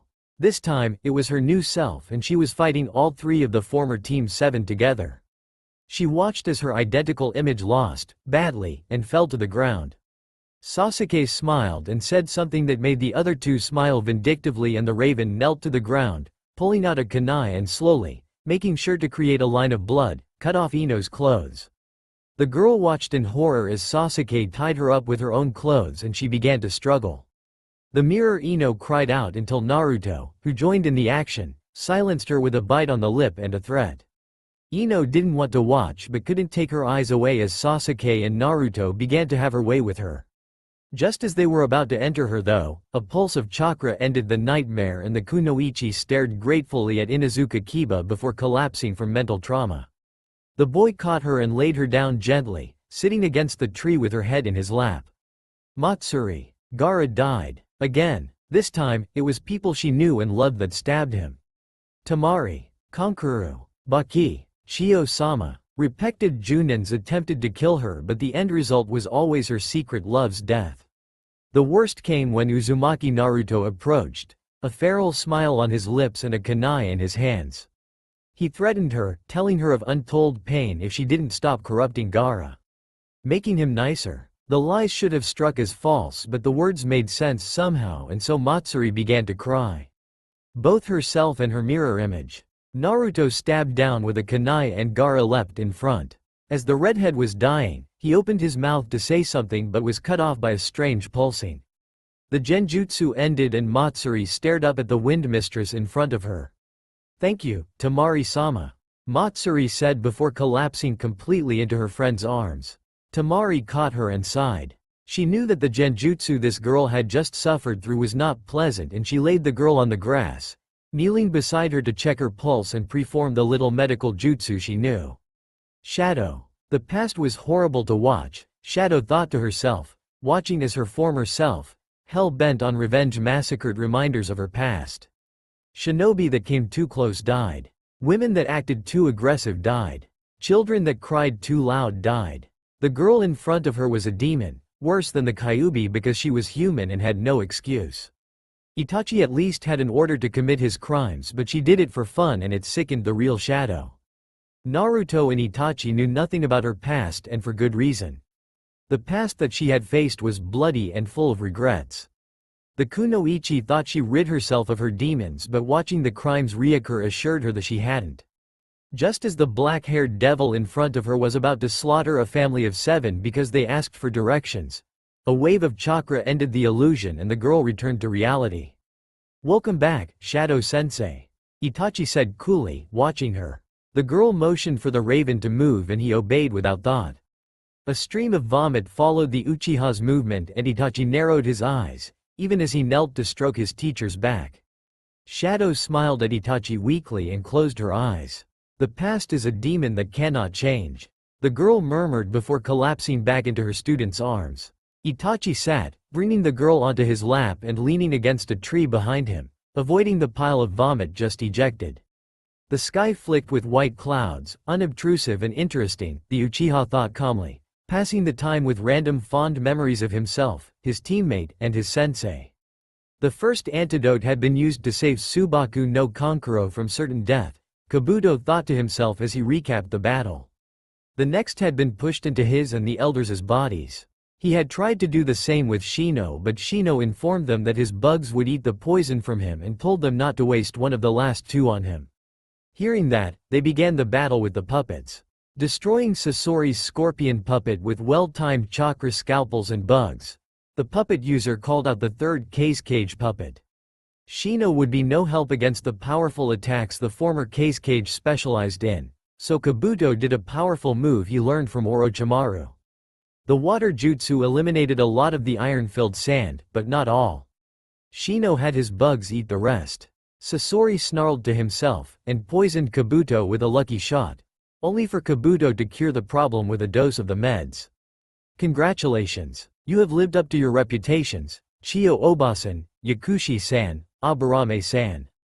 But, I will end this match here. Let me show you why I am the best puppet user alive. Puppet technique.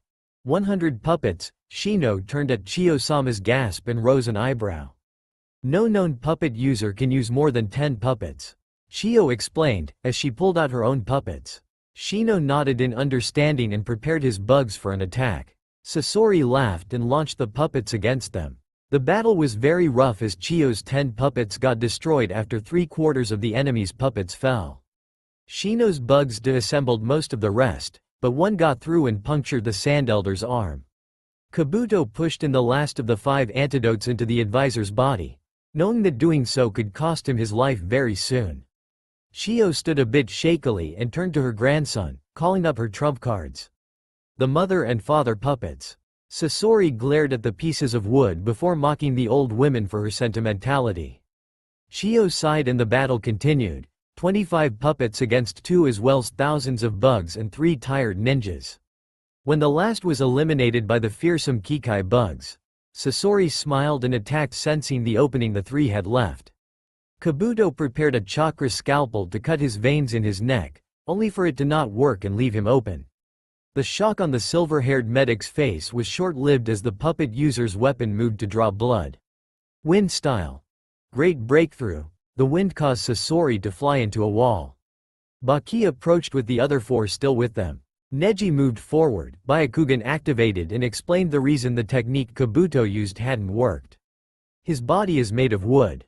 Chiyo closed her eyes sadly. How low you've fallen, grandson. To turn not only your victims but yourself into a puppet. The disappointment radiated through the air, but Sasori only laughed. I fear it is time for me to retreat, given that you've decimated my collection. I'll have to make more. Sasori mused as he made hand signs to Shunshin away. Stop him. The order came too late and the puppeteer disappeared, leaving only the light, leaf and sand ninjas.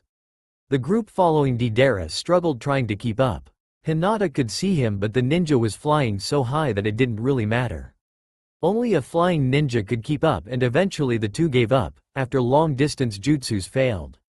Deidara laughed, wishing he had more explosives to blow the girls sky high, but since he didn't, he just departed, heading to the place that he and Sasori were supposed to be in 1 week's time.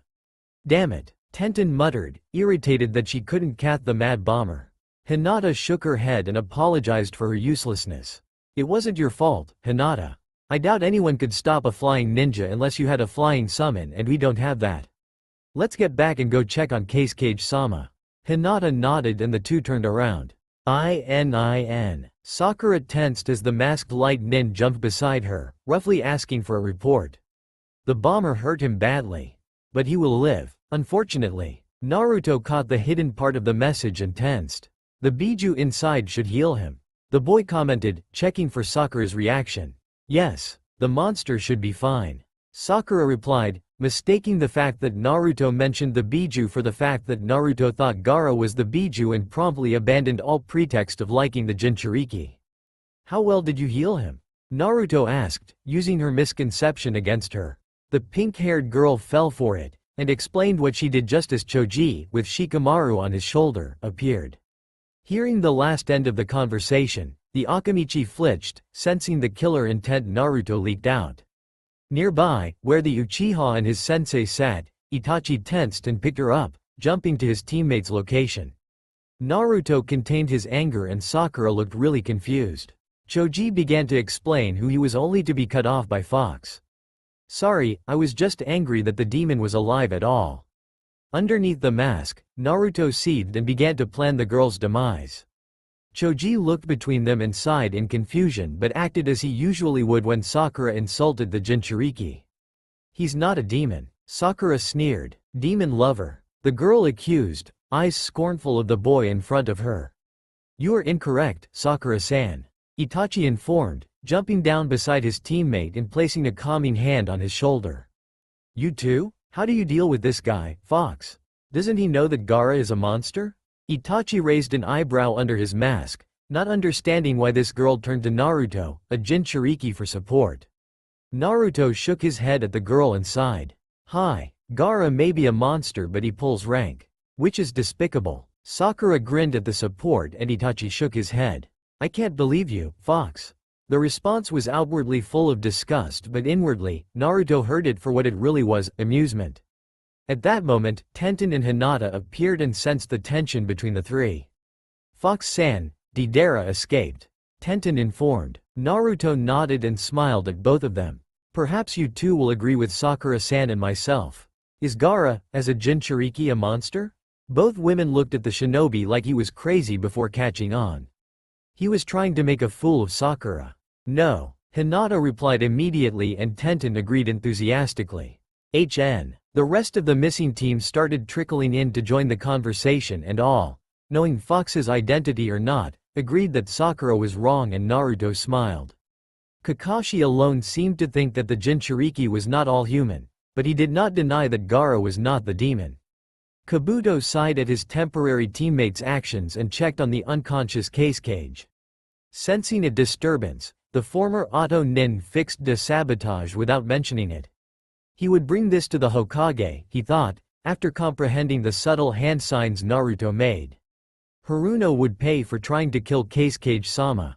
Granny Chiyo and the rest of the Suna ninja thanked the group profusely.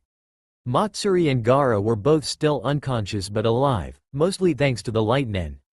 Naruto explained Sakura's sabotage and Chiyo agreed that the Hokage should deal with it since it was her, to Tsunade's dismay, apprentice. The remaining group departed, genjutsu victims carried on the comrades' backs, and returned to the leaf. At the point where the two groups had met, Shino noted that the light ninjas made no move to depart. Naruto answered, "We have a message from Karikage-sama for the Hokage." Effin would be proud at the lie, but none of the leaf contested it and allowed the group of three and Shadow's sleeping form to return with them. At the gate, Kotetsu greeted the group and granted them leave to return to the Hokage's chambers. There, a brief report satisfied Tsunade and the team was dismissed except for the unconscious Ino and Shikamaru who were examined while Naruto explained the mission's outcome in more depth. Coming to the part of Gaara's retrieval by Sakura, Naruto removed his mask and ran a hand through his blonde locks. She and I began to discuss the possibility of Gaara being a monster, and I got her to trust me. I asked her if he would live and she told me that he would. Then I asked her how well she had healed him, which is when she told me of the mistakes she made, on purpose. Snake healed the Cage's damage from his fight, the ceiling and Sakura, and he will live. Tsunade nodded and summoned Sakura after informing Naruto to replace his mask. Snake informed me of the damage that Gaara had received. Some of it, I was surprised to hear, was quite dangerous. Did you not detect the damage, Sakura? The pink-haired girl glanced at the other medic before politely informing the Hokage that she had healed all of the life-threatening injuries on the Cage before she suffered from chakra exhaustion and could not continue. Snake-san? Tsunade asked, turning to Naruto's unknown teammate. She recognized the mask but it was clearly not the same ninja that served under Serenity 3 years ago. The injuries the Cage sustained when I reached him were possibly crippling and some could end his life if left untreated. A medic in light has soldier pills to stop chakra exhaustion. I must say I am surprised that the leaf doesn't adhere to the same policy. Sakura tensed and Tsunade turned to her apprentice. The leaf does, Snake-san. My apprentice was lying. The girl began to object only to be silenced by Tsunade's hand. Fox, please explain why. Naruto smirked and stepped forward. Haruno-san had no signs of chakra exhaustion when I arrived. Also, she informed me that Cage-sama was not fully healed because she believed him to be a demon that did not deserve life. Tsunade nodded. Do you agree, Fox-san? Naruto raised an eyebrow and Tsunade pantomimed removing the mask. The order was a silent one, but Itachi tapped him on the shoulder to tell him that it would be okay. With his teammates' approval, Naruto removed the mask and shook out his hair. Turning to face Sakura, Naruto smirked. "I do not." The girl paled and backed up before turning to run, only to be stopped by Raven and Snake. "Thank you for your honesty. Haruno Sakura, for the attempted assassination of the case cage, I hereby order that you shall have your chakras sealed and imprisoned for the rest of your life. Bigots are not welcome in Konoha. Enjoy a cell." Anbu. Tsunade's order was immediately carried out and the others bowed before leaving. Only Raven remained and he asked permission to see the girl that had just left. Tsunade nodded and the boy turned to leave, escorted by Anbu. Wo showed him the cell and left to guard the door. "Sakura's cell, Haruno," Raven greeted. The girl glared at him, eyes furious. "Do you know the difference between a sword and a sheath?" The question caught her off guard but she nodded. "What about a sealing scroll and a kunai? Is there a difference?" Again, Sakura nodded. "Are the Anbu guarding you responsible for your actions?" "My actions were justified." Sakura snapped but Itachi shook his head and crouched. "That was not my question. Justified or not, are the Anbu acting under orders responsible for your actions?" Sakura shook her head. "Is Sasuke-san Orochimaru?" The girl looked at him confused and Itachi explained with a sigh. "The curse mark that Sasuke bears has a piece of the snake Sanin's soul. Does this make him Orochimaru?" Sakura shook her head. "Of course not. Sasuke-kun could never be that bastard." Itachi paused, raising an eyebrow underneath his mask. "Even if the seal affects his mind?" Sakura vehemently swore that Sasuke wasn't Orochimaru and Itachi moved to his main point.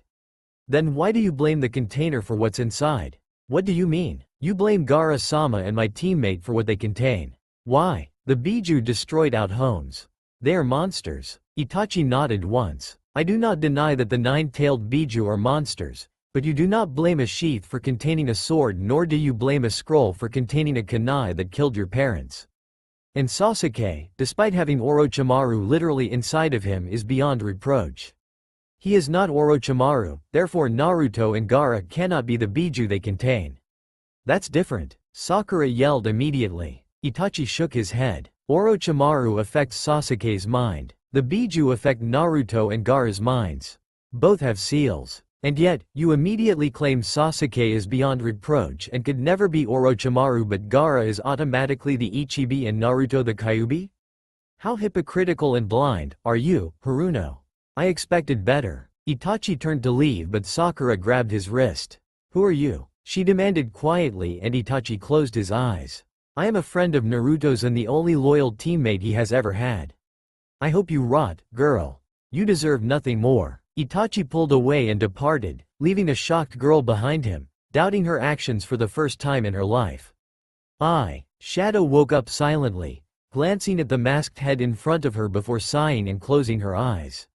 Naruto approached a hotel that Kabuto had booked, requesting that they rest for the night in the village. Agreeing with him, Naruto had handed him money in exchange for his sensei. Tsunade had offered to heal her, but Naruto shook his head. Kabuto, while not as legendary, was an excellent medic and her aid, though appreciated, was not needed. Besides, he didn't want to offend Kabuto by asking for his godmother's help. "Fox-san," Tenten said, voice a bit nervous, and Naruto turned, tilting his head to the side. "Can I talk to you?" Naruto nodded. "Yeah, let me take sensei to the hotel and we can go someplace quiet." Tenten followed silently as Naruto first went into the rooms reserved by the former Oto Nin and then to the top of the Hokage monument. There, Naruto turned to face her, giving her his undivided attention. The girl wore her typical battle attire and her kind brown eyes showed her nerves. Her hair was up in her normal two-buns style and she smiled softly at the boy in front of her. "Why didn't you tell us who you were?" Tenten asked after she took him in. He wore the Amazon uniform, black pants with a fishnet undershirt that went to his elbows with a black overshirt that hugged his abdomen. His face and hair were covered by the mask of a laughing fox, but she could still tell his facial expressions. Naruto turned and removed his mask, revealing the back of his sunny blonde hair. "I don't trust Konoha and by extension, Leaf Shinobi. It's a bit irrational, but I have a good reason, or so I like to think." Naruto said, gazing out at the city he used to call home. Tenten sighed. You trusted Neji. Tenten said softly, but Naruto heard it and smiled at the jealousy. He and Tenten, after the Chunin exams and before the Retrieval mission, had spent a lot of time together because Naruto, Lee and Neji had started to hang out, and since they were her team, she joined in. After the first few meetings, Naruto joined their training sessions since Kakashi was focused on the Uchiha and Jiraiya had his research. Guy had started calling him the fourth member of the team, and it became obvious that he wasn't as dumb as he acted and could actually be quite rational and intelligent.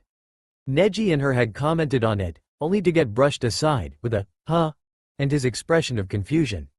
Slowly, Tenten became one of his precious people, and she became the person he came to talk to when he needed to let things out. Then, Naruto was banished.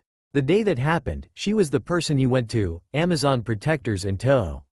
She noticed immediately that something was wrong. Flashback. Naruto? Tenten asked, turning from her training to look at her friend and the two masked strangers behind him. Neither was Anbu, she noted with worry. Tenten, Naruto closed his eyes and swallowed.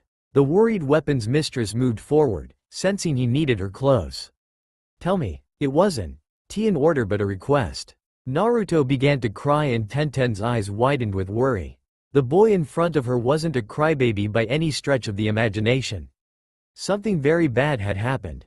The girl looked in question at the people behind her friend and the panther shook her head. She would let her new apprentice tell the girl. I've been banished. The words were quiet, almost impossible to discern, and Tenten immediately thought she heard wrong. There was no way. What? The council banished me for failing to bring back Uchiha Sasuke. Naruto said louder and Tenten closed her eyes, pushing the anger back. She could scream at the council later. For now, Naruto needed her. Where will you go? Naruto closed his eyes and took a deep breath before opening them and explaining the situation. Tenten nodded at the information and offered to accompany him. After all, banished nins could have one companion if the companion went willingly. Naruto shook his head and refused. Given 1 week, Tenten stayed by her friend's side as he said goodbye. Again, and again, and again. Each time, the person offered to accompany him. Shikamaru, Neji, Kiba, Lee, Choji, Hinata, and even Shino offered, but Naruto turned them all down, saying that they belonged in the leaf and should stay where they were. Konohamaru's goodbye was the worst. The young boy cried on Naruto's shoulder, making him cry, and they spent hours like that. Konohamaru begged to go, and even when Naruto said no, the boy still tried to accompany him. Finally, Asuma was forced to take his nephew away, apologizing to the blonde. On the day that Naruto left, Tenten again asked to accompany him, already knowing the answer. And so, she watched as her best friend walked away and thought that she would never see him again. End flashback. I'm sorry. I wanted to, but Tsunade said it would be too suspicious if you knew. I didn't really care, but my partner told me that if he found out I did, he'd tell sensei. I still would have, but all three of the people that were told warned me they'd tell Tsunade and Jiraiya. I backed down after that. Tenten laughed softly before hugging the boy from behind. I missed you, Naruto. The girl said softly, closing her eyes and taking in his scent. I missed you too, Tenten. The two held the position, Tenten holding Naruto before the girl finally pulled away and attempted a stern expression. Well, you see, Naruto explained, hoping to appease the girl, and Tenten grinned before requesting a meeting with Itachi to make sure he was worthy to partner with Naruto. Naruto sighed but gave in, hoping that Itachi would be able to parry Tenten's questions well enough. Uchiha Itachi, the weapons mistress said coolly, crossing her legs and glaring at the shinobi across from her. He stared back, his mask removed at her insistence. Naruto sat comfortably on the table watching the verbal tennis match begin. Tenten-san, Itachi replied evenly, staring at her with slight interest. What are your intentions towards Naruto-kun? The question caused the Uchiha to smirk, turning his head at the blushing blonde sitting between them. I was unaware my teammate needed a mother. Naruto blushed an even brighter red and glared at his stoic partner. Ida, be nice. The boy whined, using a voice that he knew drove his partner crazy. Itachi bared his teeth before smirking. Only if you behave, Naru-chan. Tenten watched with amusement as she was completely forgotten in the insult war happening between Naruto and the Uchiha. Ahem. Both boys stopped abruptly and looked at Tenten expectantly. You haven't answered my question, Uchiha. What are your intentions towards Naruto? He is my teammate. I mean to keep it that way. The Uchiha replied, leaning back with an air of superiority that he had mastered. Would you die for him? Tenten asked, and Naruto sighed, laying back on the table and watched the ceiling. He knew he was gonna get hell for this later when Itachi got him alone. He could only thank whatever god that was watching over him that Shadow wasn't awake for this. Hi, if you were captured by Akatsuki, what would you do? The girl continued, leaning forward in her seat and staring at the onyx-eyed Uchiha. I would save him and kill him myself for his stupidity. Naruto shot up and began to reply when Tenten cut him off with a glare. You two can argue later. I'm in the middle of an interrogation. Itachi raised his eyebrow at the implication. And what, pray tell, am I being interrogated for, Tenten-san? To see if you're worthy of being Naruto's teammate. The Uchiha sighed and closed his eyes. He would kill his blonde-haired friend later. For now, he had to deal with his overprotective girlfriend. Or maybe she was his mother. Uchiha? Tenten asked, seeing he had zoned out. HN? The girl looked at him and Naruto sighed before translating. Sorry, I zoned. What was the question? Itachi nodded, although he silently deleted the apology.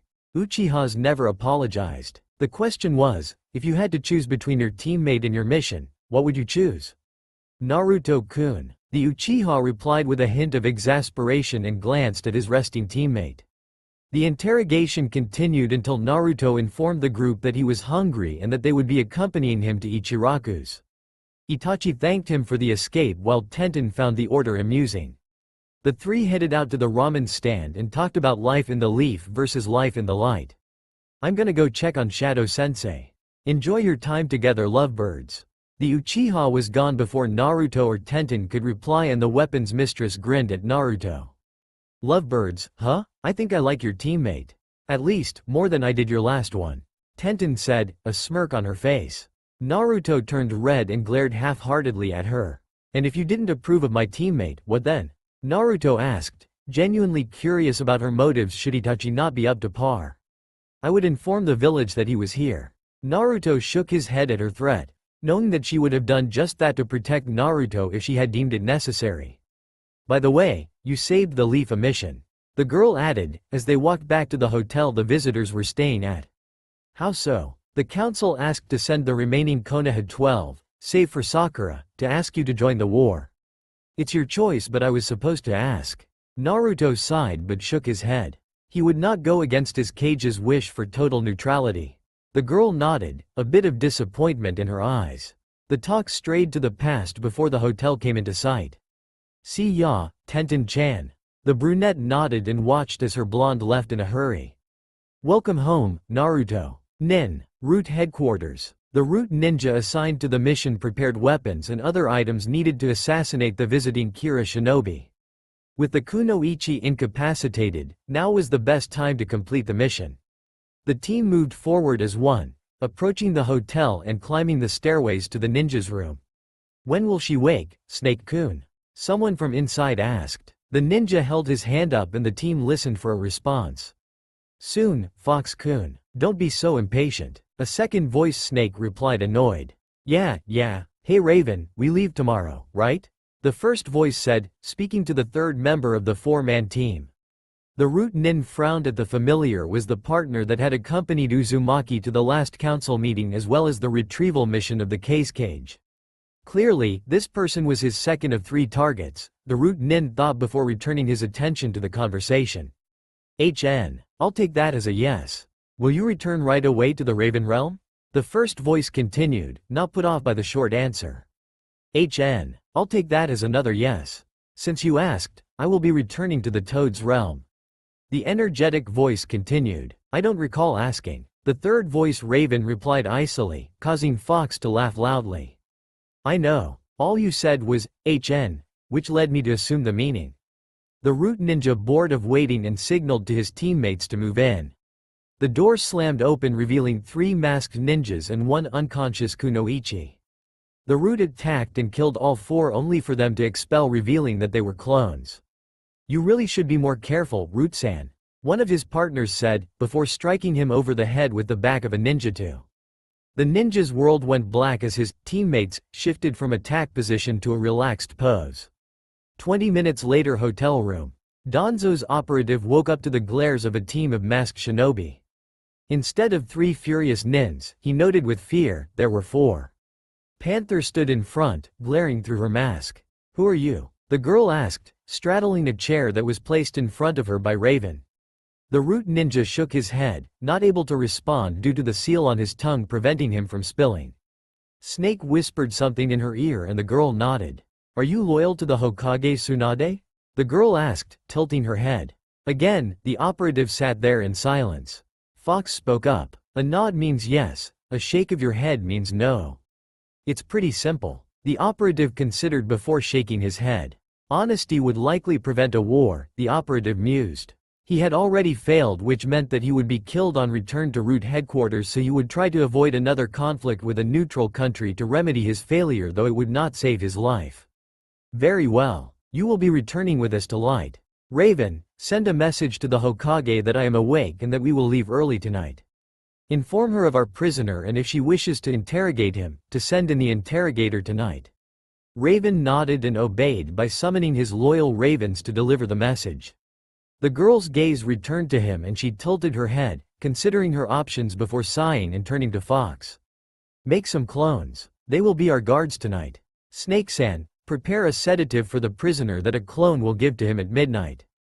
"Hi, Panther-sama," Snake replied, inclining his head at the order. "Panther-sama, please do not overwork yourself," he added after a second of silence. The girl agreed silently and stood, stretching. "I'm gonna go tour the village," the girl decided, noting that she was wide awake after her coma-like sleep.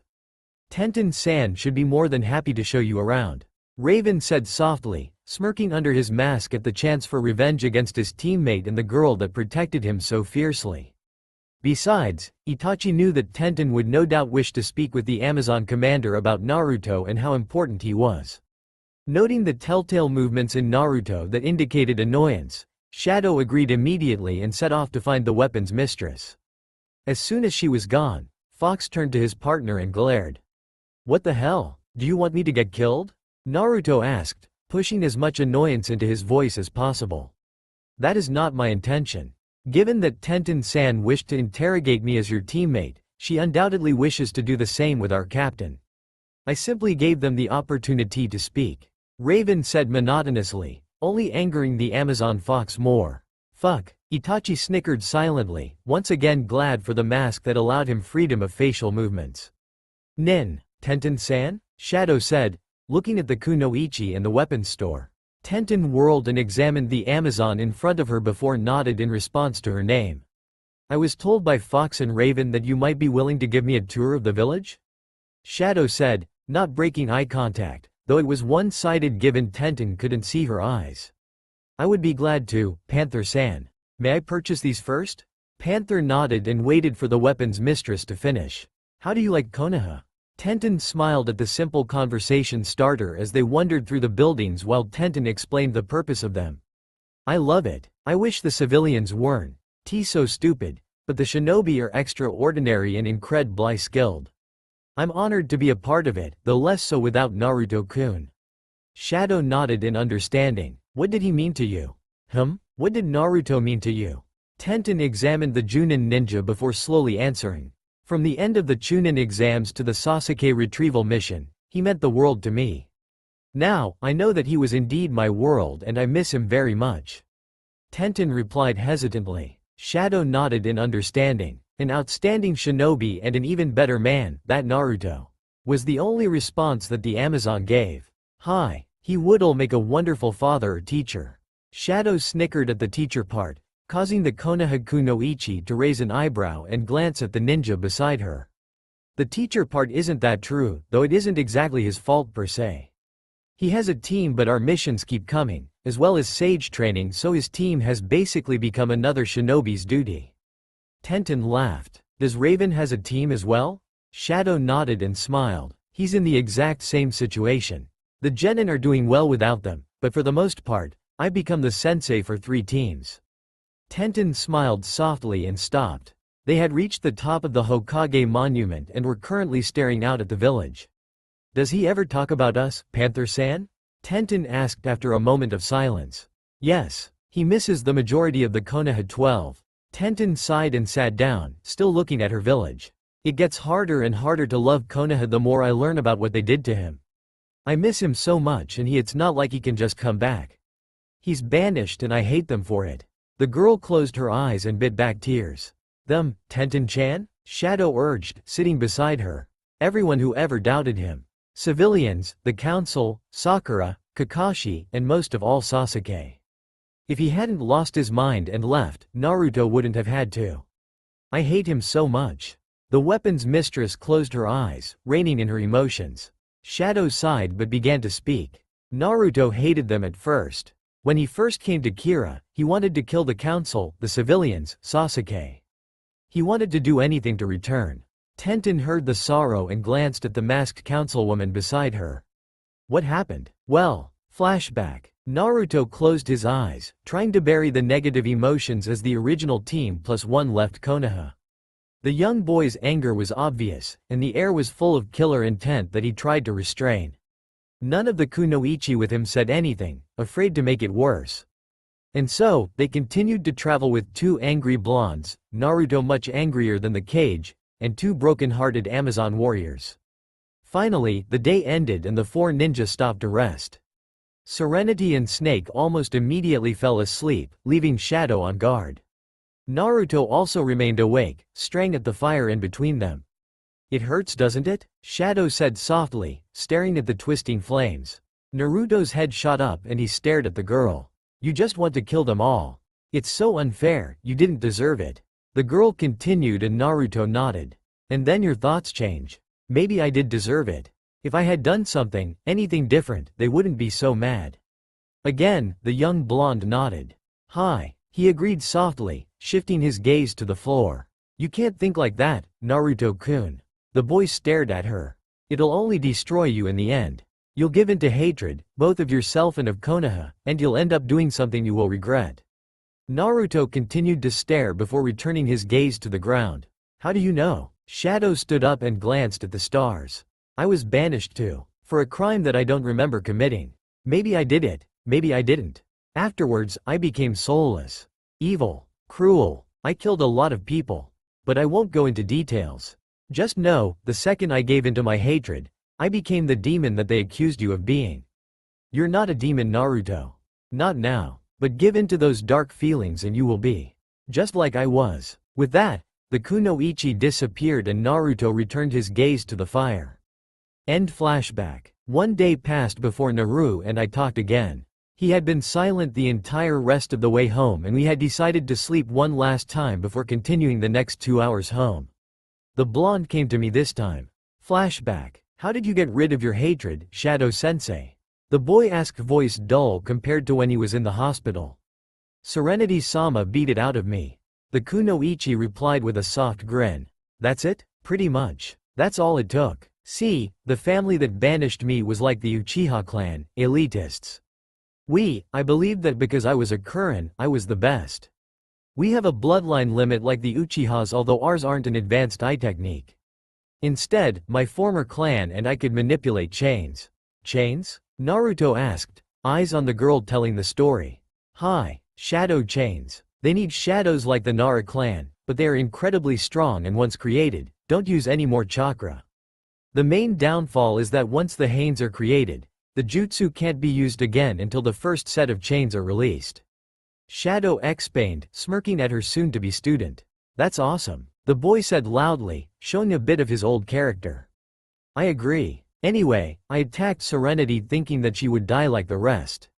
At this point, I was lower S-ranked shinobi with orders to kill on sight and Serenity was on the council as the second strongest like I am now.